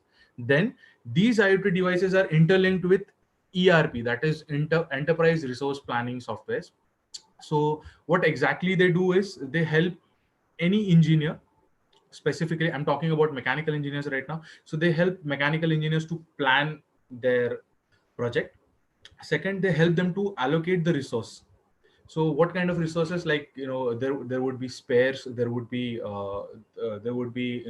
required accessories for that particular LOB, or for a particular manufacturing line, or it depends upon the business unit that you are in, or in a production line you are in. And then again, it helps you to understand an overview of the project management, or the management processes that are involved in your project. So, and again, this ERP is interlinked with business intelligence tools and advanced analytics tools. So these business intelligence and advanced analytics tools are data driven, and these helps engineers to take data driven decision making. uh, then they also have a super efficient you know analytical approach towards OEE, ORE, and OPT, that is overall equipment effectiveness, overall resource equipment effectiveness, and then overall optimized production techniques. So these three techniques, which are widely used in manufacturing industries, are easily analyzed with the help of a real-time database collection by manufacturing lines and units. And then these also helps in reduction in operational costs drastically. So let me give you an example how it works. So for example, if I'm having a SPM which is designed, I'm working on that SPM. That SPM is having IoT sensors connected to it, to from the in and from at the inlet and the outlet of the SPM. Say it is for any part development kind of a thing. And when a product goes inside the SPM, the IoT sensor catches the data, what exactly is the situation. And when the product comes out of the SPM, the IoT sensor again catches the data and analyze what exactly the situation is.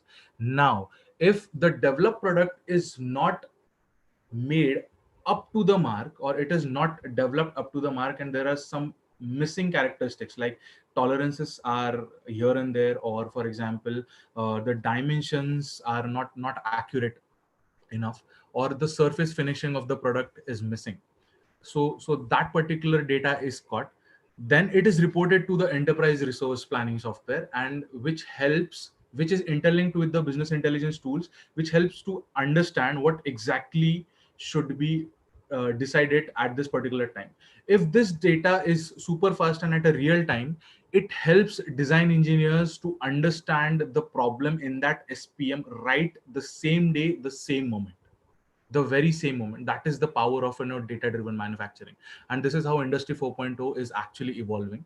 And it is it I feel particularly that when it comes to engineering design and industry 4.0, these techniques, which are experienced in a later part in the professional journeys of any professional, these techniques should be aware of. So what exactly is happening in the industry right now. And you'll not be able to find it in any books, or certainly any kind of videos. So you will be finding a lot of informative videos, but they will not tell you exactly how it is happening. So this is a typical case which tells you what exactly the data driven manufacturing means, and what technologies and are comprised in engineering design. apart from CAD, CAM, CAE, and CFD. Yes. So we'll talk about engineering design and industry domains. So these are the trending domains, and the you know the designations I have included here for a design engineer is with respect to the modern trends right now and what exactly they are doing. I'll elaborate each and every domain specifically. So first, automotive. What exactly automotive is doing? So automotive is largely taking in automotive design engineers, which comprises of mechanical engineers, or they can also be specific automotive design engineers. And what exactly they are doing is they develop or improve motor vehicle structures, accessories, engines, and related systems. Now, how this is going to be changed? Conventional manufacturing and conventional automotive design engineering is going to be automotive design engineering in context to electric vehicles. It is the next emerging trend, and which is at a very high boom, where renewable energy sources, li batteries, and a lot of material studying and material testing, which can be used for a longer run, as a supplement energy source other than electricity. These trends are really upcoming. So if you think that a mechanical engineer will only be a part of a manufacturing line or a production line, that is completely wrong. The scenarios are changing. You might have been aware that there have been a lot of investments from foreign countries right now in this crisis period, which want to get their manufacturing units inside our country, and these companies are having these technologies. So if you are exploring a lot of opportunities where you think that, okay, company yeta hai, the companies are coming and I'll be getting a job, so you're wrong. You have to be this much ready to get a particular position in that particular company, because these companies are already following industry 4.0 specifications, and they will ask us to comply with that. So this is necessary. Second, consumer goods and appliances. So consumer goods and appliances, here I mean diesel gensets, or washing machines or televisions. So yes, design engineers are actually required when it comes to plastics, when it comes to reusable materials. Strength of materials and material design is actually taken care by a mechanical engineer. And what they do is they develop or improve consumer products such as plastics, gensets, non-automotive products and systems. So these can be conveyor systems, these can be robotic chain systems, these can be manufacturing lines where different robotic arms are implemented, and there is a layout design to be implemented, and likewise. Again, people who think that food, dairy, chemicals, and pharma do not require a design engineer, that is completely obsolete now. Every industry right now is looking and seeking out for design engineers. And how they are seeking is, they are seeking design engineers which they term as layout engineer. So what exactly the layout engineer does? A layout engineer helps the business unit to implement the process lines. So you might have, when you enter a dairy, you see a big process line where milk is coming, they are refining it, then there are machineries which is pouring milk into bottles or packets automatically, then the packets are sealed. So that particular entire layout is a part of a mechanical engineer or a design engineer, which is designed, structured, and analyzed at an initial level, how it is going to work, how concrete it would be, how sustainable it would be, and then it is implemented. Then plant layout designs, or machine line setup. So if you're working, so I was a part of Garware Polyester earlier in my career, and I was working as a utility design engineer there. So what exactly was my job was, there were several boiler lines, and we had around 102 boilers with different pressure gauges, each boiler line providing pressure to different manufacturing unit in the company, and we have to understand what exactly the pressure ratio should be for a typical product manufacturing. So there were multiple product manufactured in Garware. So the thing was, unless and until you're sure about your layout is going to be the most effective layout for a particular manufacturing unit, which requires something from your layout, you are not able to provide that output. So my intention is to say that layout engineering is now taking a greater step in every industry, whether it is manufacturing or non-manufacturing. Then an interesting turnout, transportation and logistics. Yes, transportation and logistics are also seeking design engineers. Now what they term it, so they term design engineers as logistics solution developer or logistics solution designers.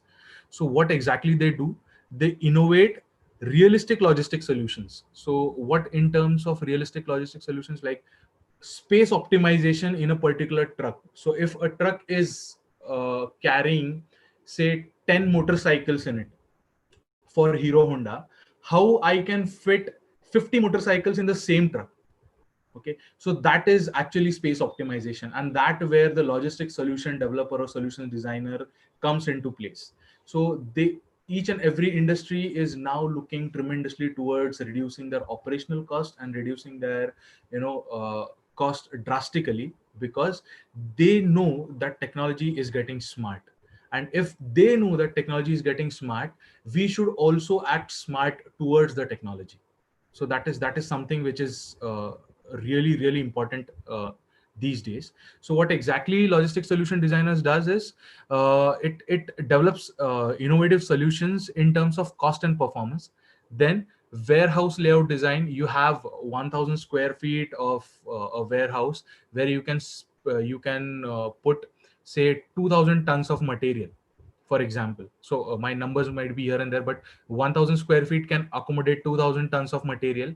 What are the chances that I utilize the space to keep double material? Like I want to have 4000 tons of materials in the same space. So space optimization is a challenge, and design engineers are still required. Now there might be questions that civil engineering might be involved in this. Obviously, where industry 4.0 comes, different engineering. So like I said, modern engineering design is something where different functionalities come together, and they develop such a solution which is fully cost optimized. So there might be involvement of civil engineers, but the thing is, when you develop a layout, you have space handlers and in basic terms, where you design the racks, the space handlers, or the tool kept material handling equipments. So those material handling equipments are optimized by a design engineer again. So this is a combined effort where a logistic solution designer actually acts towards the industry and optimizing the costs. Then again, oil and energy. So how does oil and energy again utilizes the services of a design engineer? It utilizes it as a utility design engineer. So again, the job is layout design, new plant erections. So you might have seen a lot of pictures about how oil refinery looks like, what is an implementation of an oil refinery, and they're erecting oil refineries, or there is new plant implementation. Reliance Industries are building new industries likewise. So that is taken care by mechanical engineers as well. Again, it is a combined effort where structural engineers, functional engineers, and mechanical design engineers are required in a combined manner. uh, the knowledge base and the understanding should also be apt in this particular design sectors. Then the last part is consulting. So how is consulting also benefiting design through design engineers?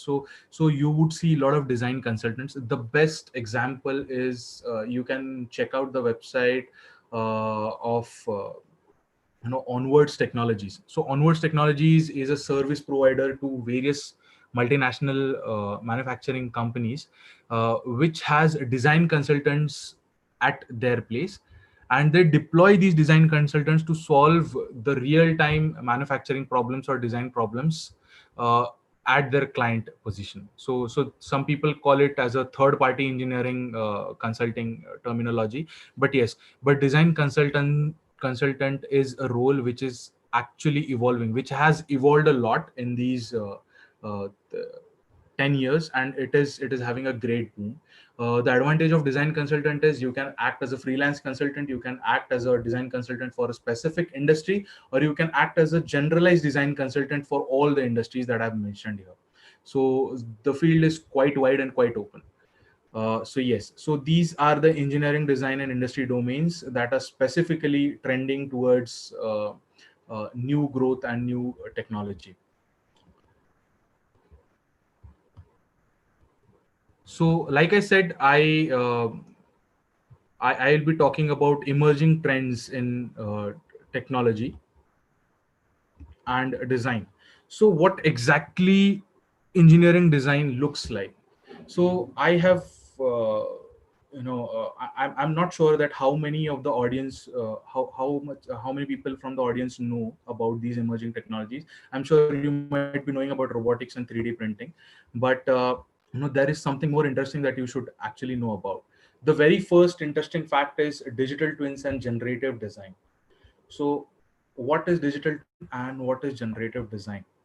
So, digital twins helps to create an exact virtual replica of something in the physical world using data algorithms instead of materials. Now, what is it? It is like a 3D picture in front of you, right in front of you, which requires no screen at all. It helps you to, pick and plug the products right there and make changes and then give it to a designer. So, and generative design replicates natural words evolutionary approach with cloud computing. So let me show you one video about that. You'll get a good idea about it.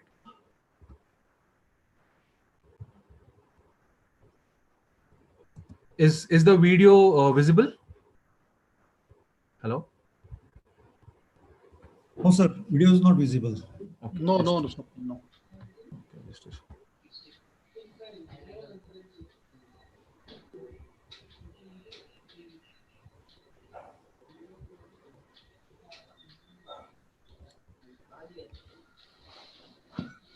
I think we will have to remove this and then share video.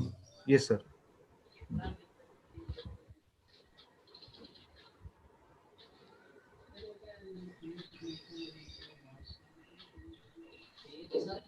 Just give me a second, sir. I'm doing that.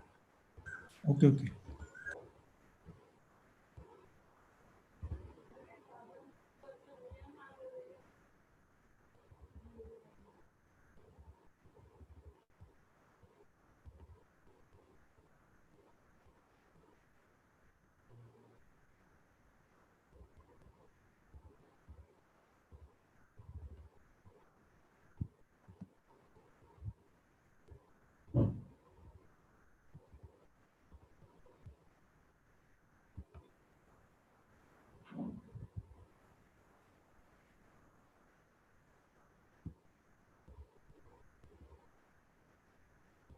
Is it visible now?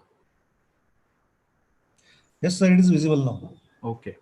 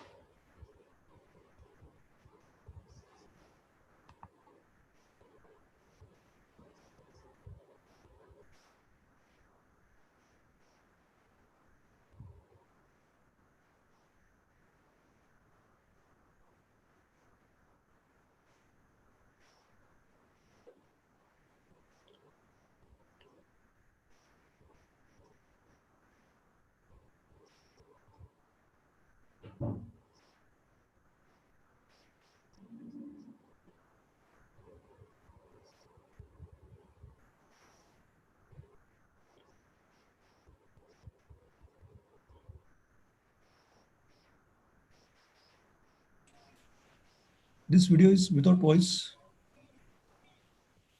Is this video without voice? No, sir. It is with voice. Voice is not coming. Okay.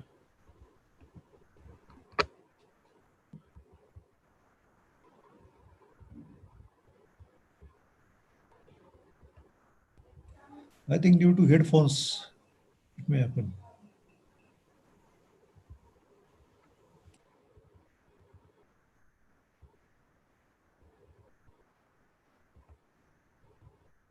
So I have enabled, I guess. Okay. Due to headphones, it may be happening. If you disconnect the headphones, the voice will come in video. Now, Digital twins, the innovation backbone is it coming, sir? of the future, delivering virtual representations of real-world Coming, na? Yes. products, systems, and cities. For example, the digital twin of an electric motor not only showcases form, but also analyzes functions, from the rotation of the shaft to thermal conductivity to data from sensors and beyond. What's more, the digital twin continuously evolves, thanks to the flow of data, user experience feedback, and new input, and it's greatly impacting development, production, and operation. In development, a product's behavior can be simulated and tested long before a physical prototype has been built. Siemens utilized the digital twin to develop a world record-setting electric aircraft motor that not only weighs 50 kilograms, but is also 5 times more powerful than comparable electric motors. But it doesn't stop there. Digital twins also unleash the power of 3D printing. In a recent Siemens study for gas mixing systems, insights from the simulation of form and flow behavior were combined with generative algorithms. The result? A truly unique channel shape and configuration, one significantly more efficient than anything previously designed. Even entire factories down to individual machines can be simulated and tested. For instance, robots. It's difficult for them to perform milling tasks because large forces in the manufacturing process lead to inaccurate movements. But with the digital twin, the forces that push the robot away from the milling path can be calculated and compensated in real time, keeping the robot in its path. When it comes to operations, digital twins can compare the sensor data of a real point in real time with the simulation of its point. The availability of the point parallel to operations can be reliably predicted, and sudden disruptions become a thing of the past. But this is just the beginning, and Siemens is already driving the future. Merging digital twins with artificial intelligence allows computers to independently design advanced products. Siemens is realizing this potential right now with Californian startup Hackrod, which aims to build customized sports cars. For development, production, and operation, the digital twin breaks with traditional paradigms and opens up extraordinary possibilities. That's why digital twins are the innovation backbone of the future. Siemens, ingenuity for life.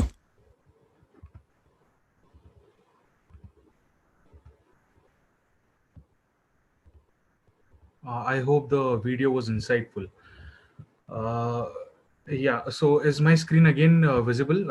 I'm showcasing the presentation here. The screen is visible now. Yeah.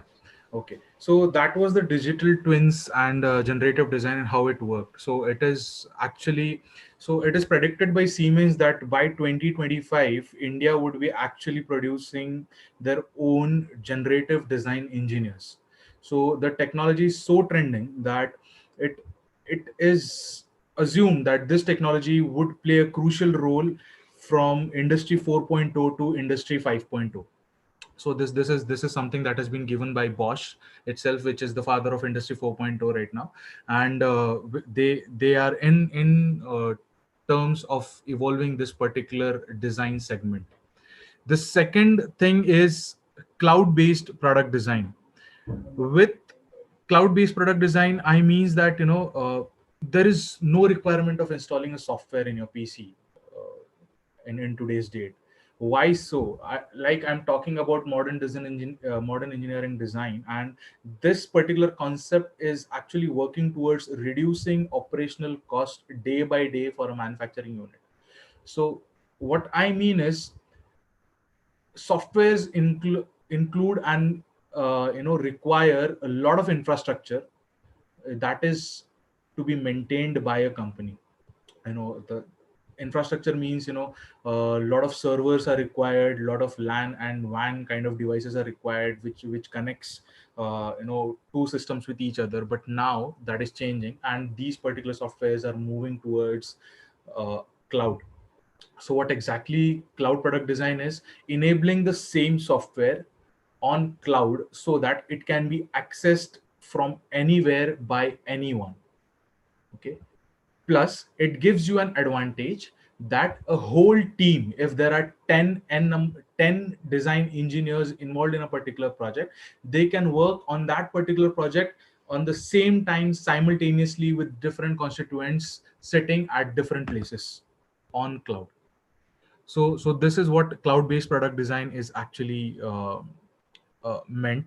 So IDC and Gartner, which are the biggest research agencies in the world, one of the biggest research agencies in the world, they predicts that about 70% of the enterprise software, whether it is CAD, whether it is an ERP, whether it is a BI or analytics or any kind of SaaS, that is software as a service product kind of a scenario, 70% of the enterprise software market will be SaaS by 2025. That is, will be cloud based by 2025, and that is a huge number. So one thing I'm very much sure that again there is a hidden message in this, that you should also be aware about technologies with respect to cloud. What exactly cloud CAD means, and what exactly cloud CAD would be, playing an important role in your life.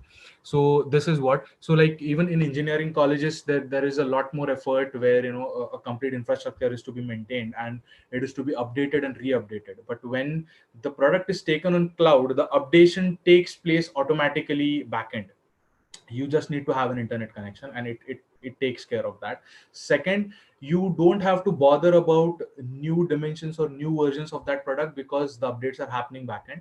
The third thing is, you can derive a particular team to do a collective project in a simultaneous way. So like for example, when I was doing my engineering, we had a conventional approach where we used to design a product. We used to put that in a CD and get a printout, on a big paper, and present it in front of our teachers, and then they would use to find flaws, or if there are corrections or errors in that, and they would tell us to modify that ways. But cloud-based design engineering would allow you to check it and understand it on a real-time basis, and this is what the technology is evolving towards. So this is one of the it is trend in this. Again, I'll show you an example for this. I hope the screen is visible again. The video is visible. Yes, Swapnil. Okay.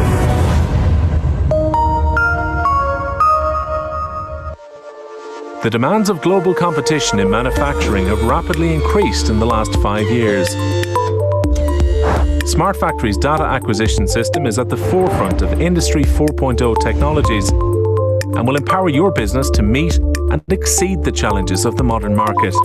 We deliver easily installed wireless data acquisition systems that can be operational within hours, limiting the need for costly revalidation. Our smart digital display technology will help identify hidden losses in any production process, reduce planned and unplanned downtime, and minimize changeover and maintenance time. Losses are highlighted in real time. We capture, analyze, and visualize key performance indicators from your manufacturing floor using cutting-edge sensor technology. This data dynamically translates into actionable intelligence across any organization, driving productivity and maximizing output. We regularly help to achieve productivity increases of over 10%. Digitize the daily management process and eliminate printing paper reports. Present real-time KPI dashboards to motivate staff and drive productivity. Analyze video clips of the lead-up to downtime events with our LineSpecs downtime viewer. Our solutions are built on the industry-proven technologies of Siemens and Turk Banner. Data acquisition and analytic services combined with data visualization software PADS4 deliver state-of-the-art solutions to collect, connect, and distribute your data. Welcome to Smart Factory, efficiency through innovation.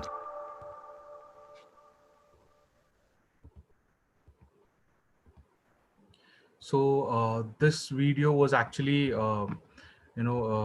by a technology service provider called Smart Factory, and they're having their own product, which is cloud-based. And what exactly the product does is they collect the data from each and every part of the manufacturing unit, bring it to you on a real-time basis, whether it is a design engineer or whether it is a general engineer who is deployed there to understand the scenarios in the company, and to let him or let her optimize the techniques on a real-time basis. So there were first conventional methods that we when I was working back then in Garware, where design engineering was not that level of innovative. What we faced a challenge was the breakdowns. So when breakdowns happened, it required a lot of time to identify what exactly was the cause of a breakdown. Even if we knew that the breakdown is in a particular unit, the identification of that small stuff was a big challenge. And now with respect to this particular data driven engineering processes, the identification even of the tiniest particular stuff or a tiniest particular problem is like very spontaneous. Like within seconds you will be getting all the real time outputs, and you'll be able to understand and analyze that and overcome that problem. So this is how it is working today. Then the third part is robotics and 3D printing. So 3D printing is also known as additive manufacturing, and additive manufacturing is actually very much trending nowadays. Why it is trending? Because it is a very reliable and cost efficient option when it comes to developing parts. When it these 3D printers can be accommodated by the companies which are non-manufacturing. Say, for example, a dairy company can have a 3D printer with them, so that if there is a critical part breakage, so for a particular minimum amount of time to comply with that particular time till the actual part arrives from a particular place, they can produce or they can develop their own part for on a temporary basis, so that the production line is not hampered. So this is how the additive manufacturing is utilized. So additive manufacturing not only works on plastic, but it also works on metals and other materials as well. And there are a lot of chances that I believe that you might have come across 3D printers in your journey. So what exactly it is? So robotics is working with the software that can simulate robotic applications and maintenance. So what exactly it means is, it is all about numerical calculations, how a robotic arm is going to pick that particular product from a conveyor system and place that product on another conveyor system in the packaging line. So that is something also requires numerical analysis plus a design path, a layout path for that particular arm to go into that direction and again come back. So this is what something is. And additive manufacturing, most commonly known as 3D printing, is now transforming the way the business is done. So this technology allows prototypes to be made very quickly and very economically. And 3D printers are nowadays adopted in-house by various non-manufacturing companies, like I've mentioned. And this gives again engineering designers added advantage to explore a wider area in industry or corporate. So it is not limited up to a manufacturing company itself. Now it is non-manufacturing companies, non-automotive companies. There are even FMCGs and consumer good companies which are adopting these techniques. And trust me, engineering designer would play a real vital role in upcoming trends. So let us quickly see what exactly robotics and 3D printing is.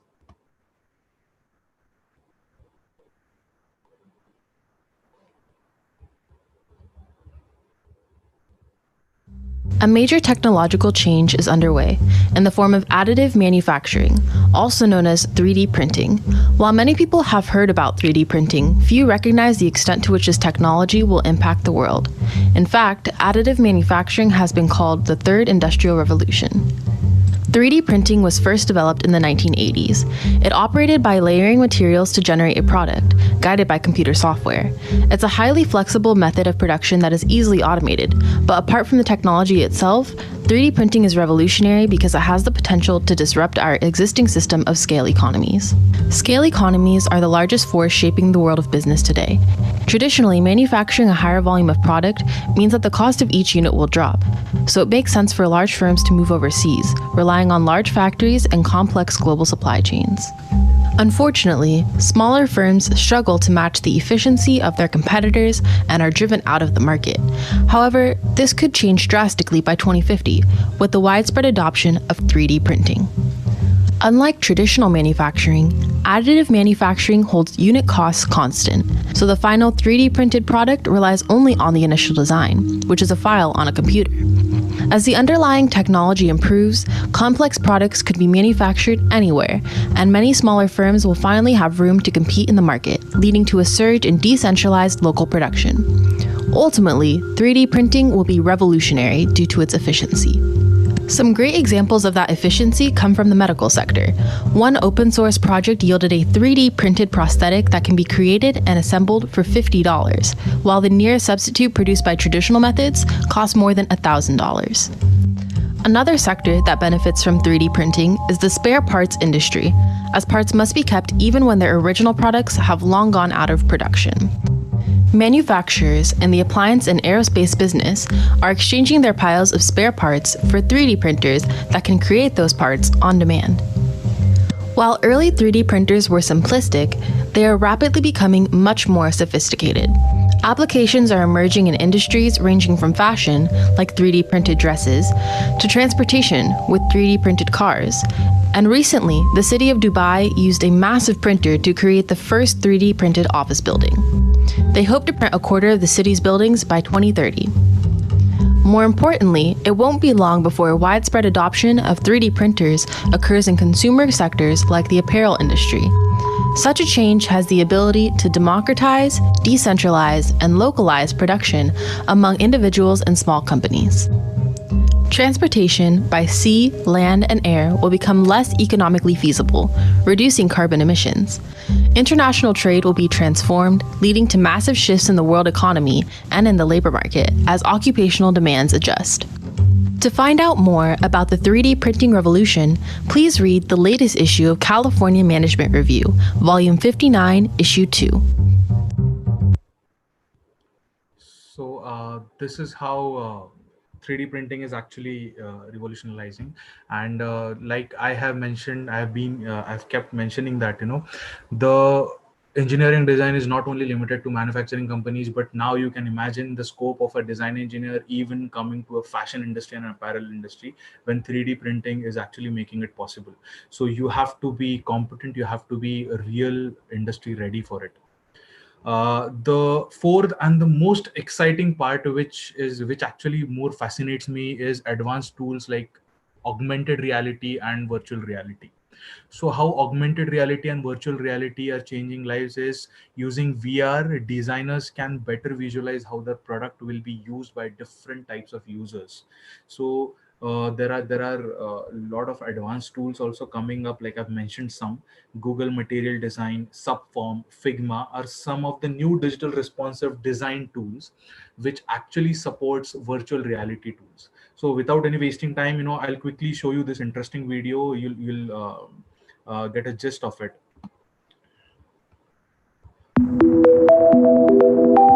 Digitalization is one of the most important driving forces for technological trends and new developments.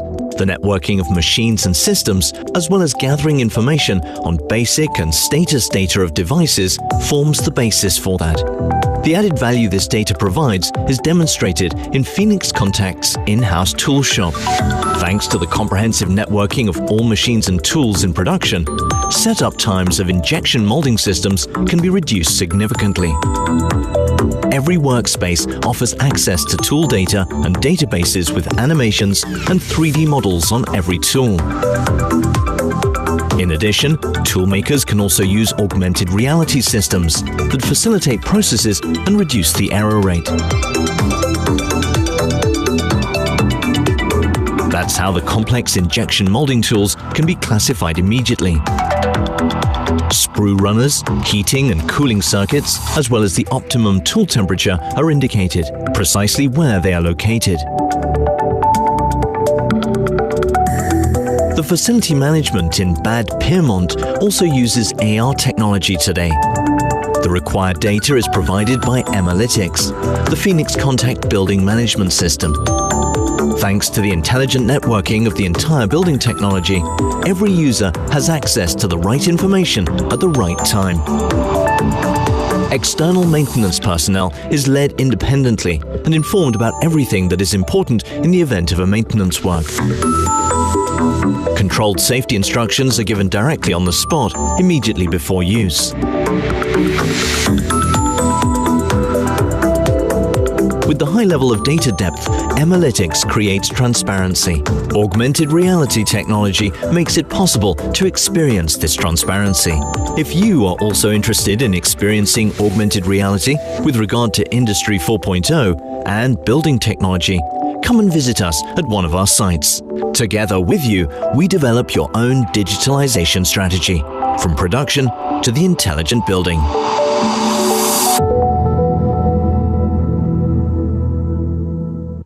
So like you have seen, so augmented reality and virtual reality actually enables, you can use your mobile devices, you can just scan a particular machine and you can quickly able to understand what exactly and how many parts are running inside that machine. And if you want to, reflect a speed or reflect the temperature of a particular part in that machine, you can do it virtually. And the changes actually happens inside the machine, and that is the power of virtual reality and augmented reality. Now, how it is connected to engineering design? So first, the parts are needed to be understood by the technology or the VR technology itself. There comes the major role of engineering designer, where it helps a virtual reality expert to understand the levels of the parts and the design specification of the parts. When the augmented reality takes in that parts, how to optimize those parts, again there comes a role of a mechanical design engineer, how much and up to how level of extent the part can be optimized further. So where to throw an error, what kind of geometrical tolerances would be required while optimizing or while configuring that part, it is completely a job of a modern design engineer. So there is a lot of scopes and lot of emerging trends that are coming out. So my urge is to stick to conventional but grow digital. So digital transformation is actually happening rapidly nowadays, and you have to be aligned with that, and that is something which is the need of the day. Coming to the next slide, these are certain technical enhancements that every mechanical design engineer or every engineering design expert should have. So what exactly the technical enhancements are? Like I said, problem solving and analytical skills are must. Command over a CAD software, a CAM if necessary, and then a CAE software. Now ANSYS and CFD softwares can also be included in that. These are the analysis softwares. I know there are a lot many softwares like Hypermesh and everything. I'll show you a cheat sheet also, what kind of softwares you should do, and what kind of softwares are actually required for what kind of processes. Then understanding of GD&T, it is real necessary. So if you have thought key that would be a single chapter in my 20 chapters ka book, and that comes in the last section, te पण और मध्ये येतं आणि मी ते सोडून देतो, नका करू please. It is something that you should actually have. So this is something that helps you to understand what kind of dimensions and tolerances to be given, being a design engineer. The second is understanding of an enterprise resource planning software. Basically, I suggest to have a basic overview of SAP module. I'll show you where you'll get it. Then ability to read mathematical charts, graphs, and dashboards. So I'm constantly emphasizing on mathematical skills. Why? Because design is somehow more of mathematics and less of what you see. So whatever you see in front of you is a result of dimensions, and dimensions are nothing but numbers. So mathematics plays a key role inside, a key role. Then strong technical acumen when it comes to strength of materials or fluid dynamics or heat exchangers or thermodynamics. Now again, I'm not asking you to make a deep dive into these subjects, but an understanding of these subjects is necessary, since we have seen earlier also key demand of engineering designer can arise from any segment, any industrial segment, and any industrial segment, all the industrial segments or some of the industrial segments are based on these particular subjects. So it is very much necessary that you should be comply with these subjects. And then again, the most important fact is staying up to date with lean techniques, that is Six Sigma, JIT, Kaizen, overall equipment effectiveness, TPM or TQM. So why they are necessary? Because these techniques actually help you to optimize resources, optimize cost, reduce operational cost, and help you to work in an efficient way, so which is the need of an hour today. So I'll quickly go through the cheat sheet. You can take a snap of this if you want. I have mentioned some trending softwares and how they are used, and the free resources and courses where you can have an understanding. So trending softwares are Creo and SolidWorks, which are basically used for 3D parts, component development, and drafting. So these are my observations. I can understand, there might be some industrial professionals also here, and they might be using that particular software for a different particular a designing purpose. But this is where the software is largely used. It is based on a IDC survey, and I have taken that data from them. So yes, so Creo and SolidWorks are used for 3D parts, component development, and drafting. Then NXCAD, which was earlier Unigraphics, is specially used for simulations and assembly design. So if you see the simulation module of NXCAD, it is highly advanced, where you can assign materials and material values while having simulations of a particular assembly or of a particular component. You can design 3D components very well on NXCAD, and it is super efficient in surface designing as well. But for surface designing, there is a special software, as you might know, CATIA. We'll come to that later. Then again, there is a trending software right now, AutoCAD Fusion 360. So AutoCAD Fusion 360 is specifically for rendering. What I have observed is the rendering module is brilliant in AutoCAD Fusion 360. Yes, there are component design module, there are assembly module, there are surfacing modules in Fusion 360, and it is a cheap source of software which is available at a lesser cost than any other softwares in the industry right now. And it is widely used since it is also cloud-based platform, so you don't have to install it and reinstall it for updates, and likewise it is a cloud-based platform. They have a real dynamic library, free libraries, which can be utilized for your assembly and component replicas, and you can do that. Again, the next trending software is CATIA. So it is basically used for surfacing, like type A, type B surface, or type C surfaces modeling. Then it is actually used for product versus material analysis. Again, you can when you design a component or you design a material in CATIA, there is on the lower hand, the toolbar is having a material so you can give material properties to that particular component and analyze the strength of that material, or analyze the component with analyze the flow of the material, or analyze the compression or diversion of that material with respect to the component, and how the part is performing when a particular material is assigned. So CATIA is very good in that. Again, AutoCAD, as you all know, it is for layouts and drafting. 2D design is possible. Also, 3D design is also possible. Isometric views are also possible in AutoCAD. But when it comes to AutoCAD, it lags in 3D and surfacing or isometric designs, because that is too much for that software. So I would not suggest 3D and surfacing design on AutoCAD. PDMS or PDS, these are the piping softwares where piping industry or hydrant implementation systems can be designed. Again, these are softwares where you can design a layout for a particular piping format or a hydrant system implementation. So basically, when I was in Garware, I was actually working on NXCAD and then PDMS. So where I was in charge of utility. So we were having dealing with a lot of pipes and hydrant systems, and again we were dealing with some sort of simulations when it came to boiler and then pressure management to the manufacturing units. So yes, so we were dealing that. I'm not sure whether Garware has changed NX now, or they're using some other softwares right now, but when I was the part, they were using. So there are some free resources and courses also. What you can do is you can type type the name as it is on this particular website, and you will get a free course of that. So AutoCAD 2D and 3D practice drawing, it is a next level practicing course which is free of cost, and you can go through it, and you can identify what exactly how exactly you can enhance your skills. Then again, CATIA V5 part design is there. Then digital manufacturing with Autodesk Fusion 360. So this is a trending course, and it is available free of cost on Coursera.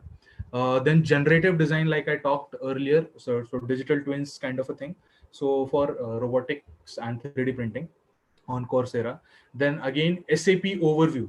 So this course actually comprises of basics of SAP manufacturing module, finance module, and other modules. So you'll come to know how this would be helpful for you. Then basics of SCM. Now, why I have included SCM, like supply chain management, is like I mentioned earlier that logistics is evolving with respect to the usage of design engineer. This course comprises of certain aspects where you can understand what exactly the trends are and how the trends are moving in SCM and logistics.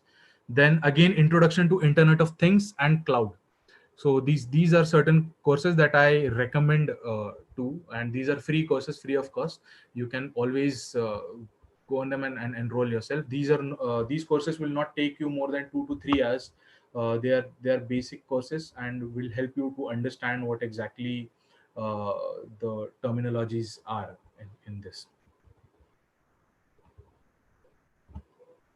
So talking about Engineer 4.0. So Industry 4.0 is revolutionizing, and so what I mean is design engineers now have to stay up to date with respect to all the technologies that are evolving. By using information transparency, predictive analytics, design engineers can build on and improve their design processes for future products. So future products means these can be EVs, these can be reusable energy sources, anything, whether it is fashion, whether it is medical, biomedical equipments, anything. So company today are looking towards more cost-effective approaches. Furthermore, the overall product portfolio is increasingly complex. That is, the customer demand is increasing. Customers are now fond of taking new innovative products. So like if you remember, there was a Spidget, the spinner. So there's a widget spinner, like a three feather, and it rotates in your hand. So that was something innovative, which was actually designed for just time pass. Okay, and that actually trended, and do you believe that product, when launched, made a business of 135 crores in India only? So that is something which is the power of innovation and rising complex problems.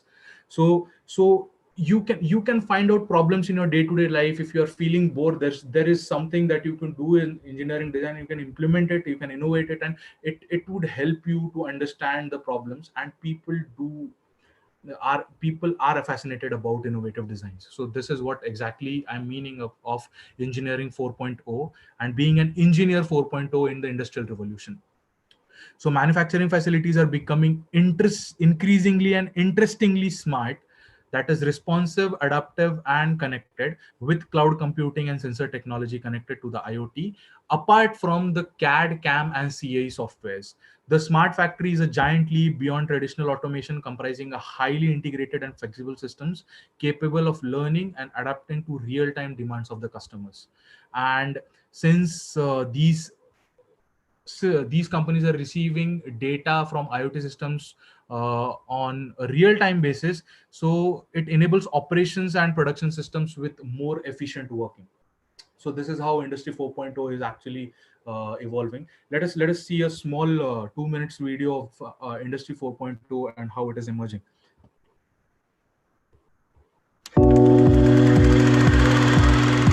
History class taught us about the Industrial Revolution, when steam power changed how things were manufactured.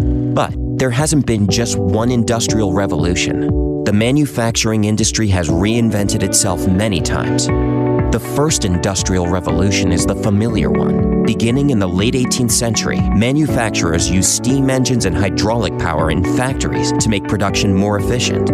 The second revolution began in the late 19th century, when electricity and assembly lines made mass production possible. The third took off in the 60s, when advances in computing enabled us to program machines and networks. Today, we're at the beginning of a fourth industrial revolution. Industry 4.0 is about connecting the digital and physical worlds. Today, most manufacturers' key assets are a part of the physical world. The workers, machines, tools, and inventories that drive both the production process and the end product that customers use every day. But emerging technologies allow manufacturers to use data produced by these physical assets to drive insights based on data. These technologies will enable the construction of new solutions to some of the oldest and toughest challenges manufacturers face in growing and operating their businesses.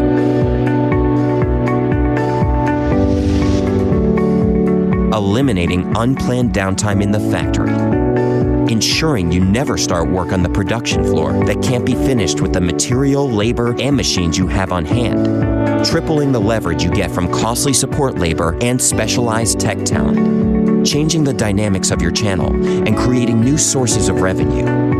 Enabling your products to sell services for you. Growing your data business as big as your product business. Using customer and channel connectivity to achieve unprecedented levels of customer service. And the changes for the industry as a whole will be even broader, as broad as we've seen in past revolutions. Industry 4.0 will change the basis of competition, alter how manufacturers win customers, shake up the structure of the manufacturing industry, and give you the opportunity to make history.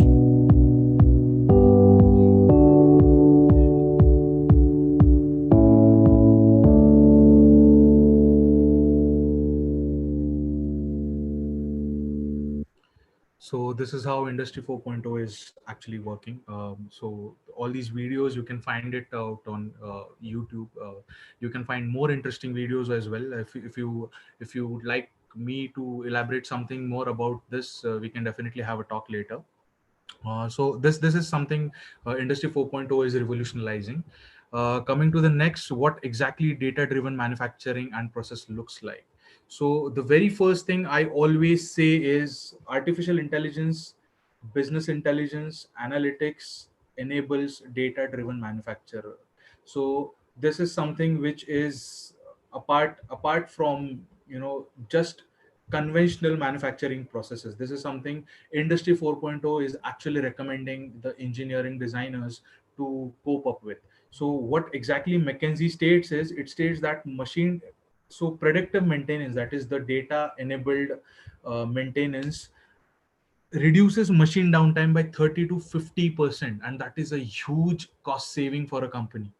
Again, one manufacturing company states that it has been able to increase production capacity by 20% by enabling just data centric design and manufacturing. And third, while Forbes suggests that analytics can reduce breakdowns by 26%, operational cost can be reduced up to 40%, and which is a real achievement for any manufacturing industry.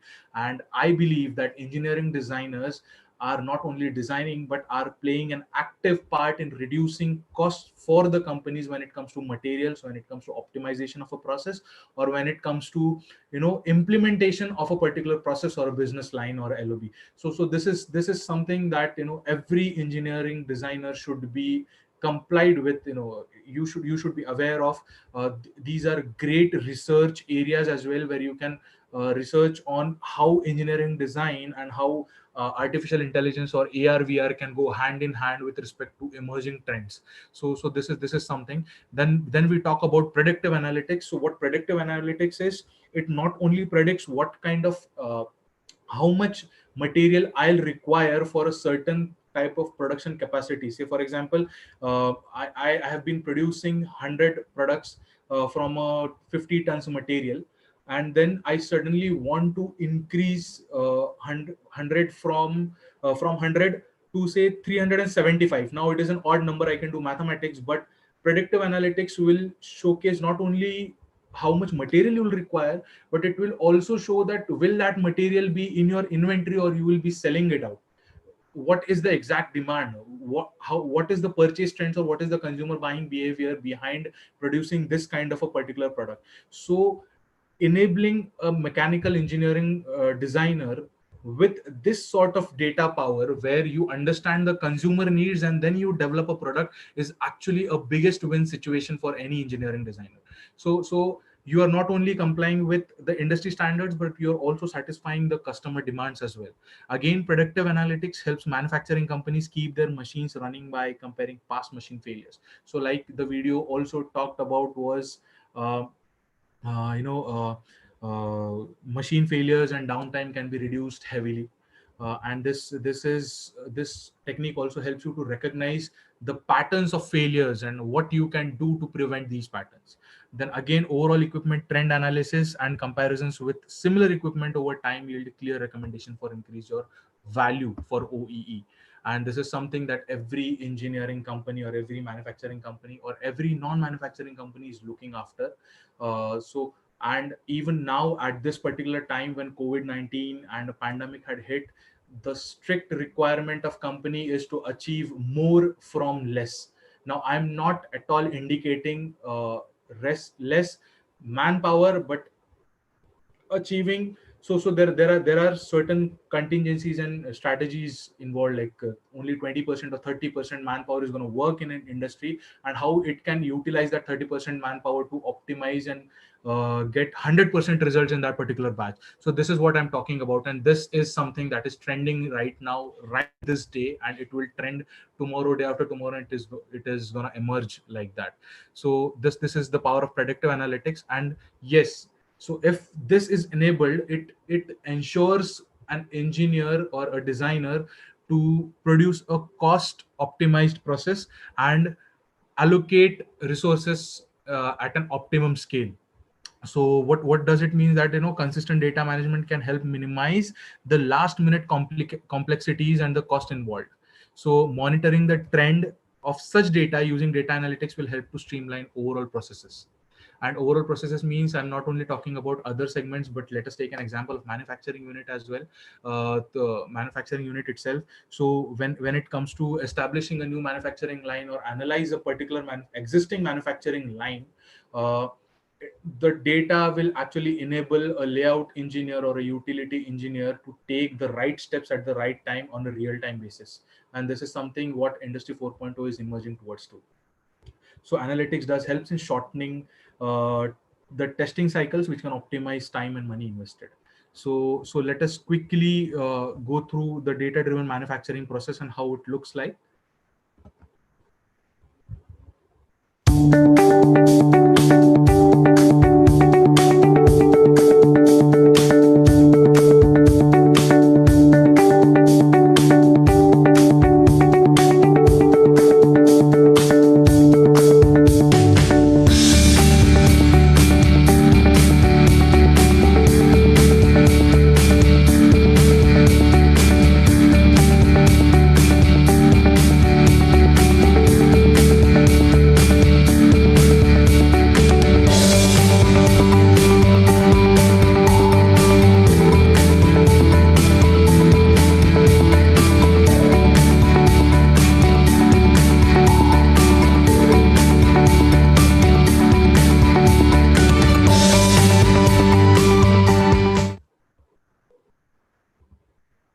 So this is how manufacturing analytics looks like. So we are going to talk about analytics and manufacturing hand to hand. So this is a schematic that I represent how manufacturing benefits from analytics and how design engineers can make the most use of it. So this is something where your machineries are now digitalized and connected towards your CAD and CFD softwares through a data driven process, which are actually integrated with multiple data sources. Like there will not be a single manufacturing line. There would be multiple manufacturing lines in the company, multiple departments, and these departments will be throwing a lot of data on a real time basis, or they would be accumulating data in a particular day, and then it would be integrated with a system. So this data is collected on your system through an integrated manner, whether it is by an ERP system, whether it is by other data sources. Then work process automation or AI ML techniques are incorporated with your engineering stuff. Then strategic dashboards along with data visualizations to let you understand what is your progress and what exactly the errors would be in that particular process, which again helps you to reduce your operational cost by adopting optimum techniques of design. which also in turns reflects the OEE, ORE, and OPT analysis based on your real-time data collected. Then if you are complied with all these stuff, it will help you to allocate resources in a very optimum manner, and then it will help you to take actionable data insights for sustainable business growth.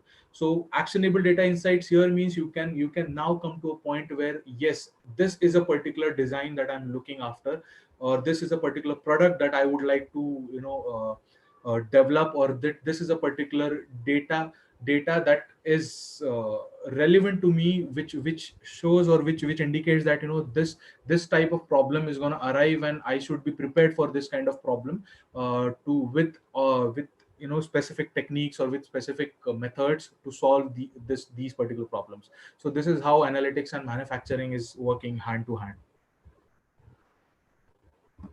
So future scope of engineering design, so like I have mentioned, so electric vehicles, nano engineering, renewable energy and storage systems, biomedical devices, robotics, industrial internet of things, biomechatronics, smart manufacturing, that is industry 4.0, from industry 4.0 towards industry 5.0. So these are the domains that you should now look after.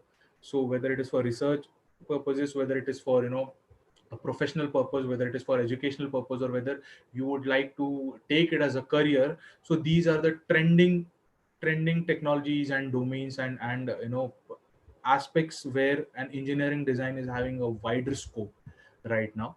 Then again, smart logistics, high-end infrastructure design, integrated simulation, AR, VR, AI design. So augmented reality versus virtual reality versus artificial intelligence design. So this is a future scope, and so there's a small video how design engineers will work in the future again. So I'm sure I'm not making a lot of videos, but yeah, this is the last one, I guess.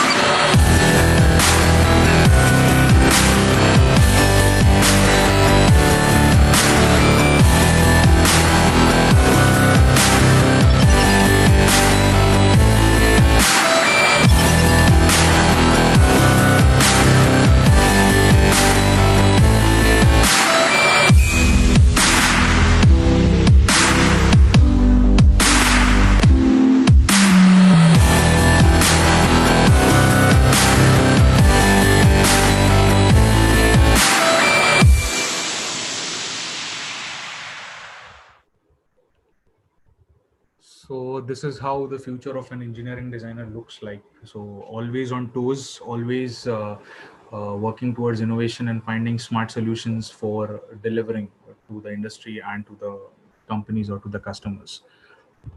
So this is something where I think that it is important to what exactly mechanical engineering was before COVID-19. So now there's a particular hot topic right now said that mechanical department or manufacturing was already in a loss before COVID-19, and how it would be after COVID-19, and what exactly the situation of a design engineer would be after this recession, whether there would be a recession, whether there would be problems in jobs or something like that. So one word, just one word, trust me.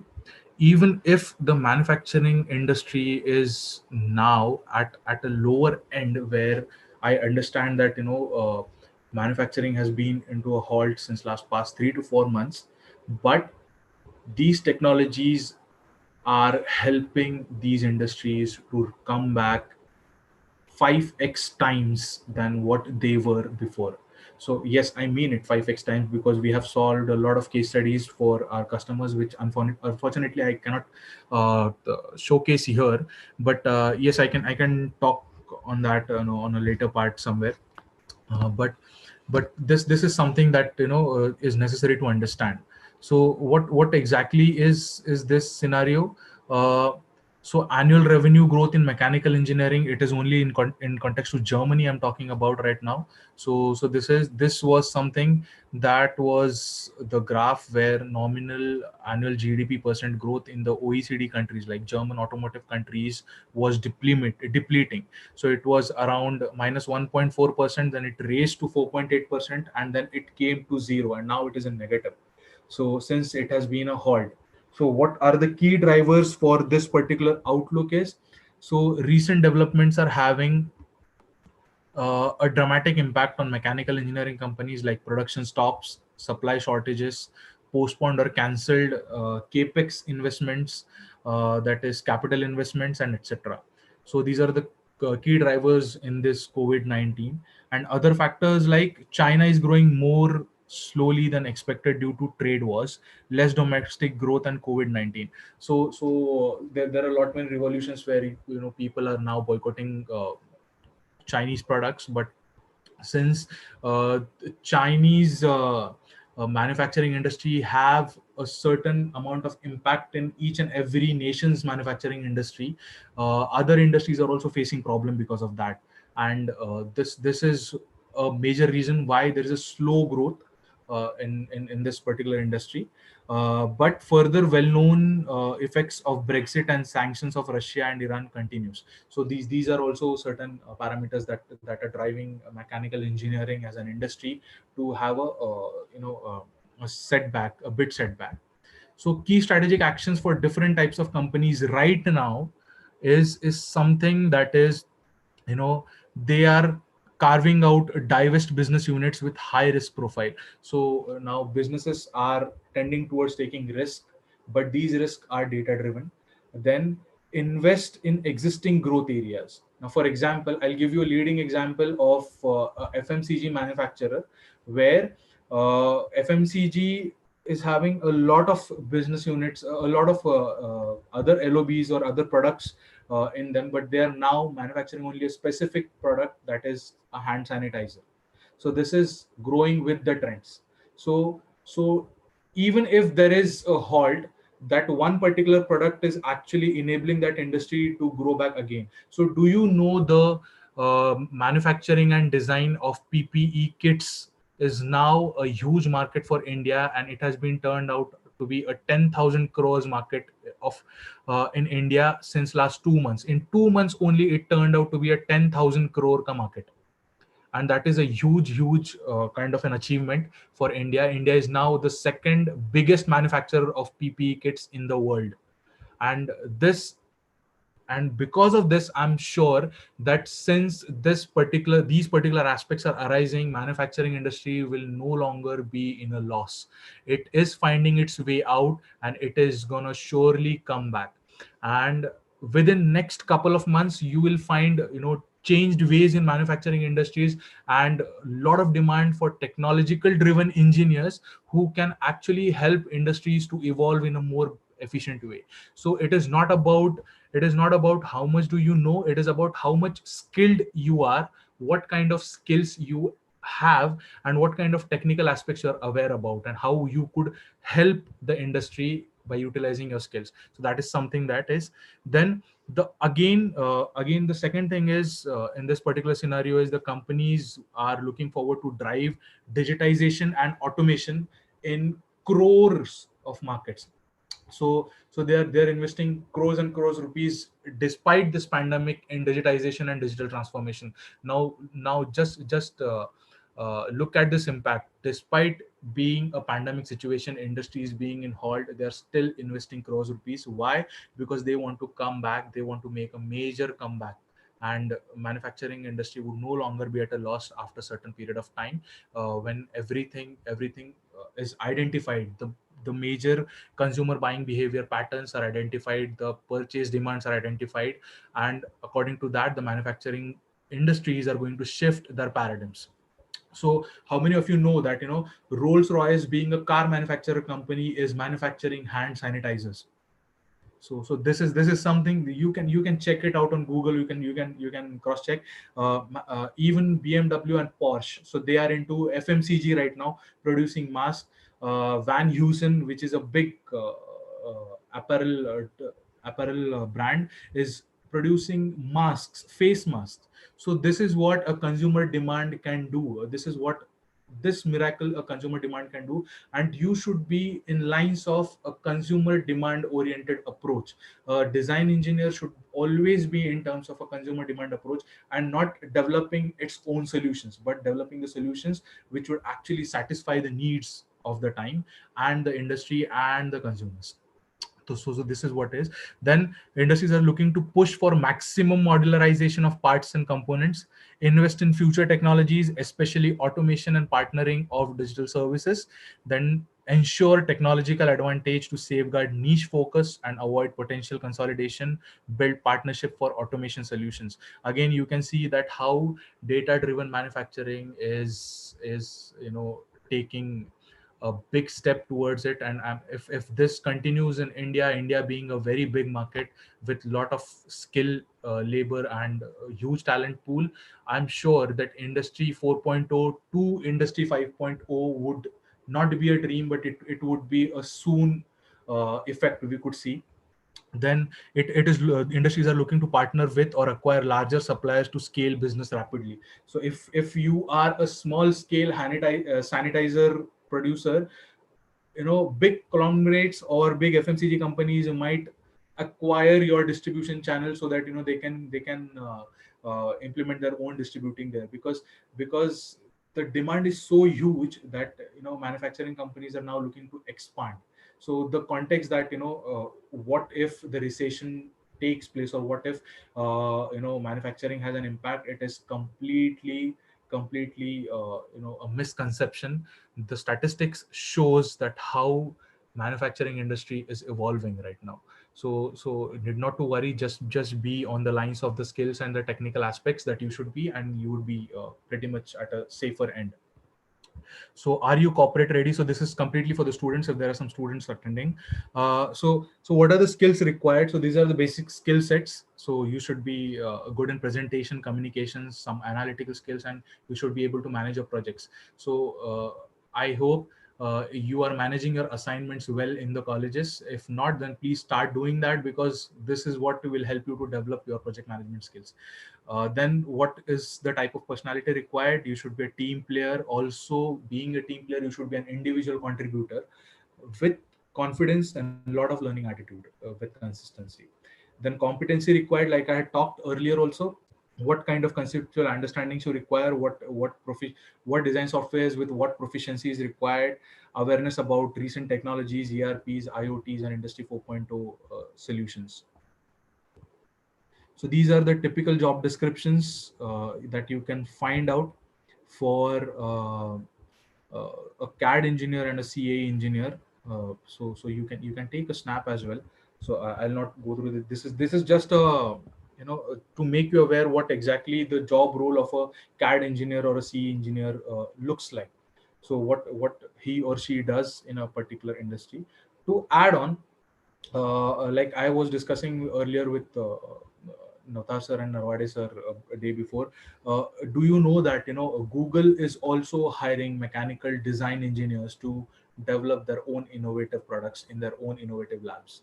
So this is something very much fantastic and amazing, because Google hires only AI ML programmers or something like that, but now they're hiring mechanical design engineers specifically to come out with innovative products. So since then, the evolution of Alexa device, Google is now trying to bring AI and ML into parts, like not only mobiles, not only uh, the calculators, but not but into devices. So you can wear a watch which can actually talk with you in few days, I think. So this is what innovative design is actually meaning. So this is something that you should look forward. uh, so yes, so these are the typical job descriptions, and I am actually ready to take questions if any, please. So the presentation, I think it was. Okay, thank you, Swapnil. Yeah, thank you, sir. For boosting the morale of mechanical engineers. 4.0. Now there are some questions. Some Yes, of the sir. answered already, but I'll again tell you.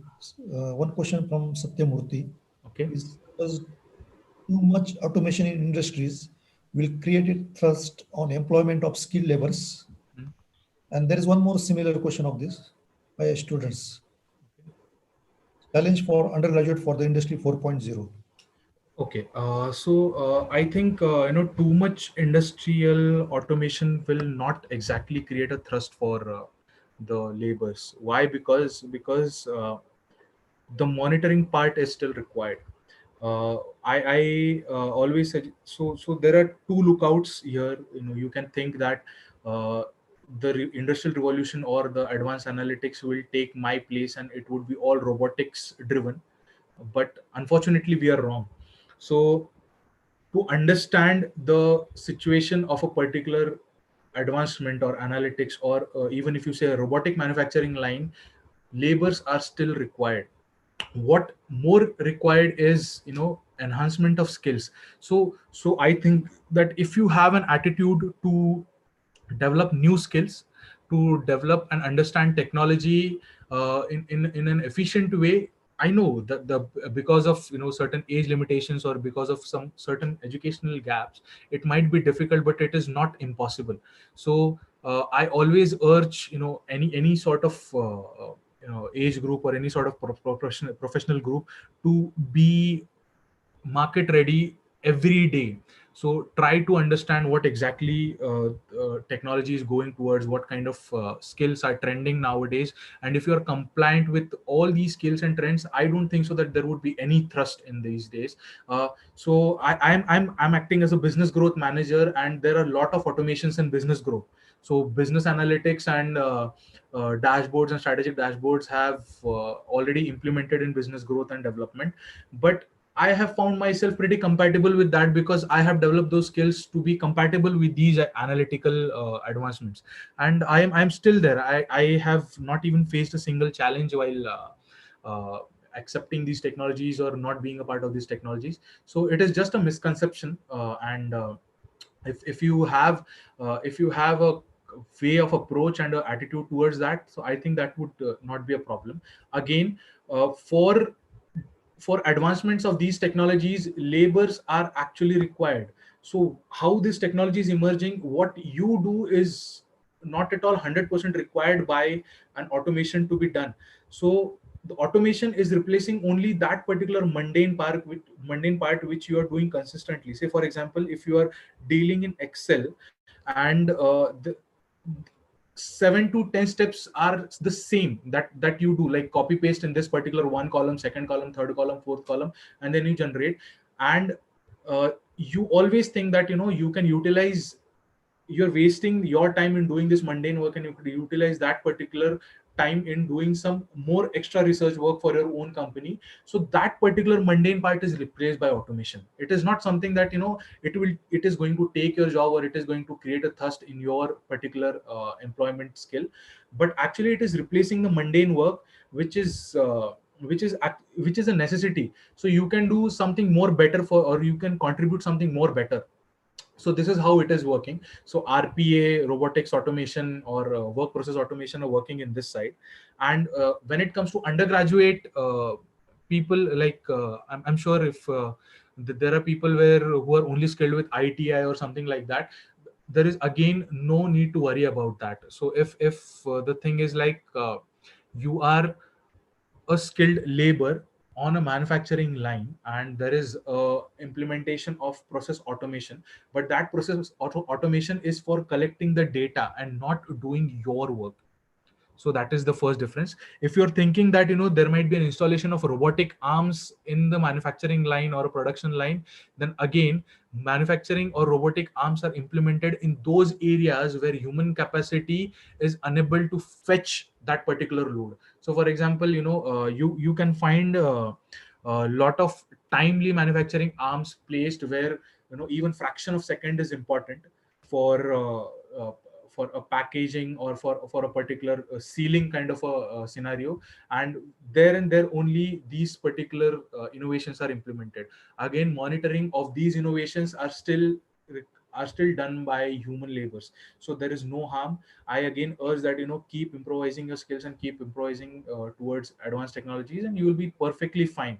There is nothing that this particular revolution is going to take your jobs, or it is going to make you jobless. No, it is a pure misconception.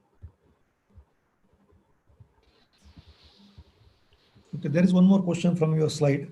Yes, sir. The one slide contains A plus BI plus analysis. Yes, sir. So in that, AI is artificial intelligence. What is Right. BI? Sir, BI is business intelligence. So business intelligence is something which is strategic visualizations and dashboards. I'll quickly show you what exactly does it means. Is my screen visible? Yes, yes, it is visible. Okay, so this is the BI representation, sir. So what exactly a BI representation means is what are the type of products sold, how many customers are there with respect to the products, what are the opportunities I'm having. So it is a completely graphical representation of a data on a real-time basis where you can change and interpret with your data.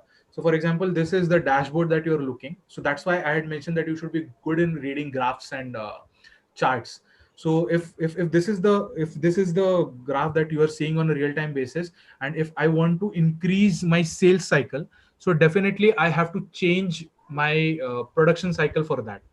So if I modify with respect to my production cycle on a real-time basis in this graph, say I pick one particular graph and I just slide it off and increase the data, so it will reflect the possible sales on that particular thing. So it is that real time. So this is something a business intelligence looks like. I'll show you one more slide. This is what a sales analysis looks like on a real-time basis, where performance manufacturing is measured with respect to region. Then again there is again a sales analysis where a product is developed and you are finding hot opportunities in terms of region, and you what kind of trending what kind of trends are being followed with respect to a particular month or with respect to a particular date. So this is a representation of your entire AI stuff on a BI, which helps you to modify your own aspects on a real-time basis. Okay, one So, more. Yes, sir. Arun Kumar. Another question is there Yes, sir. from Mr. Arvind. Okay. How much of this emerging technology, whatever you have discussed, Indian manufacturing industry is adapting? Okay, a very good question actually. So there are three technologies that Indian manufacturing industry is adopting. The very first thing started from business intelligence and real-time analytics, where data-driven analytics is being adopted. So if you are from manufacturing background, you might have heard about a lot of companies like Bajaj Auto, then NRB Bearings, then Volkswagen, or even if you can see ISMT Seamless or Excite Batteries in Ahmednagar, or even Crompton Greaves. So they are having these business intelligence dashboards and real-time analytics, work process automation tools that are helping them to understand what exactly the process should be, and how they get actionable insights to take data driven decisions, whether it is manufacturing or production or streamlining a particular resource allocation. Second technology that they're using is additive manufacturing. So additive manufacturing, like I have mentioned, is a cheapest source which is available today when it comes to having an in-house incorporated spare parts manufacturing unit. So where you can always develop a customized product for your SPM requirements, and it is helping a lot of industries again right now. And the third, which is now evolving in India, is AR VR, like augmented reality and virtual reality. Digital twins is still used by the high-end companies like Boeing or Siemens, or Ford, Porsche, Rolls Royce, or Mercedes Benz, or Formula Racing develop cars, Formula One. So these companies are utilizing digital twins and generative design, and it is yet to come in India, or in some places, but it is still available in India, like in Tata, where Tata has acquired the Jaguar manufacturing unit. So they are using digital twins technology there for designing conceptual designs or conceptual cars. But these three technologies, like AI, AR, VR, then business intelligence and predictive analytics, and the third is the softwares that is enabling them to do it. So these three technologies are helping manufacturers right now. Okay, one more question from Arun Kumar. Yes, sir. Is there any software available to ensure the GD and T in design? There are many softwares. There are softwares from Siemens itself, which is only compliant towards the tolerancing part of manufacturing. Then again, there are some white label products by Bosch. You can visit the Bosch website, where they have service to manufacture kind of a portfolio, which mentions about only geometric design and tolerancing. Then again, there are certain SCM level operations management softwares available. And the fourth thing is, there are custom BI dashboards and custom analytics dashboards, which are designed with respect to your usage, with respect to your requirements by solution providers. When you go to a solution provider, you tell them your problem statement, and they will derive, or they will design an exact same thing for you, and where you can measure the efficiency of GD&T and accuracy. So it is not a challenge. A lot of softwares are available. Yes. One more question: how the manufacturing process syllabus can be modified to meet Industry 4.0? Okay, very good question, actually. So the very first suggestion I would like to give in this is adoption of automation step by step. So not adopting directly robotics, or directly going it, but making changes step by step. First not going physical, but going soft, like enabling understanding of data driven manufacturing processes can be one key aspect that can be included. The second thing is how optimization and operational costs, how optimization can take place, and how reduction of operational cost can take place through advanced intelligence or artificial intelligence. Third, utilization of 3D printing for cost reduction. Fourth would be again AI/ML scenarios should be included. And fifth, which I have not discussed in this presentation, but robotic process automation, that is RPA. So RPA is it is moreover a software inclined subject, but RPA is also playing a huge part in automating mundane processes, or work processes in the manufacturing industries, and enabling engineers and supervisors to understand their machine efficiencies. So these five parts would be the small steps to take first at an initial. Then if this seems to be possible, so I'm talking with respect to all type of industry, whether it is an SME or whether it is an MSME, or it is a large scale industry. So if these five things are possible, then you should go to high end automation when it comes to production line scenarios, and then IoT devices, and kind of you can have a hybrid mix of IoT plus data driven manufacturing processes as well. Again, I would always suggest that you go with the most cost efficient solution first for your industry, and determine the ROI with respect to what exactly you have implemented, and are you getting the return on investment through that implementation. Because an ROI is something which you will not come to know in a day or in a month.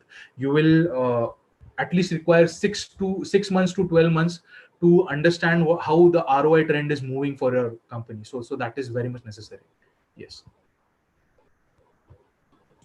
One more question from Rakesh Shouti. Yes, sir. He requires information for software to analyze acoustics or sound. Acoustics or sounds. So okay. So there is one streamline. So if Mr. Rakesh can visit Siemens or Bosch right away, so there are modern technologies emerging where IoT sensors can actually monitor the sounds of not even the machineries or parts, but they can uh, infer the sounds of breakdowns as well. So if this sound is related to breakdown, then the breakdown is going to happen in next 10 minutes. So this sound has occurred, so 10 minute mein breakdown hone wala hai yahan pe. So this type of technology is emerging. I'm actually unaware about the exact name of the software, but Bosch is working on this. So you can surely visit Bosch right now. So bosch.in is the website, and there is a services and implementation section there. You can definitely go through it. Same goes with siemens.com and siemens.org. Both websites provide information and free resources, so you can always check that. Thank you, Swapnil. You are also our alumnus. Thank you, sir. Thank you for college. So despite your busy schedule, you still spared the time for this session. Thank you for enlightening with Industry 4.0, virtual reality, 3D printing, which is going to be revolutionize the entire manufacturing process. It was very informative lecture. I hope it will be fruitful to our participants. So thank you. And now I hand over screen to Professor Nautar, Dr. Nautar.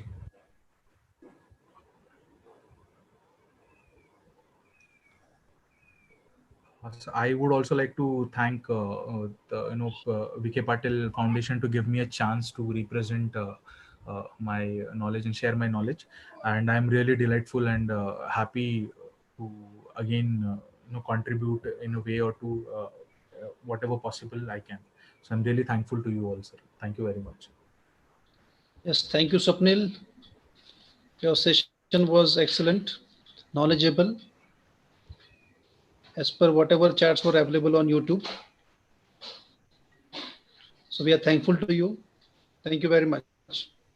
Thank you very much, sir. Thank you very much. Tomorrow we will meet at 10 o'clock. Excuse me, sir. Pardon, please. Yeah. I'm stopping right now the live streaming. Sure, sir. Sure. Thank you. Thank you very much.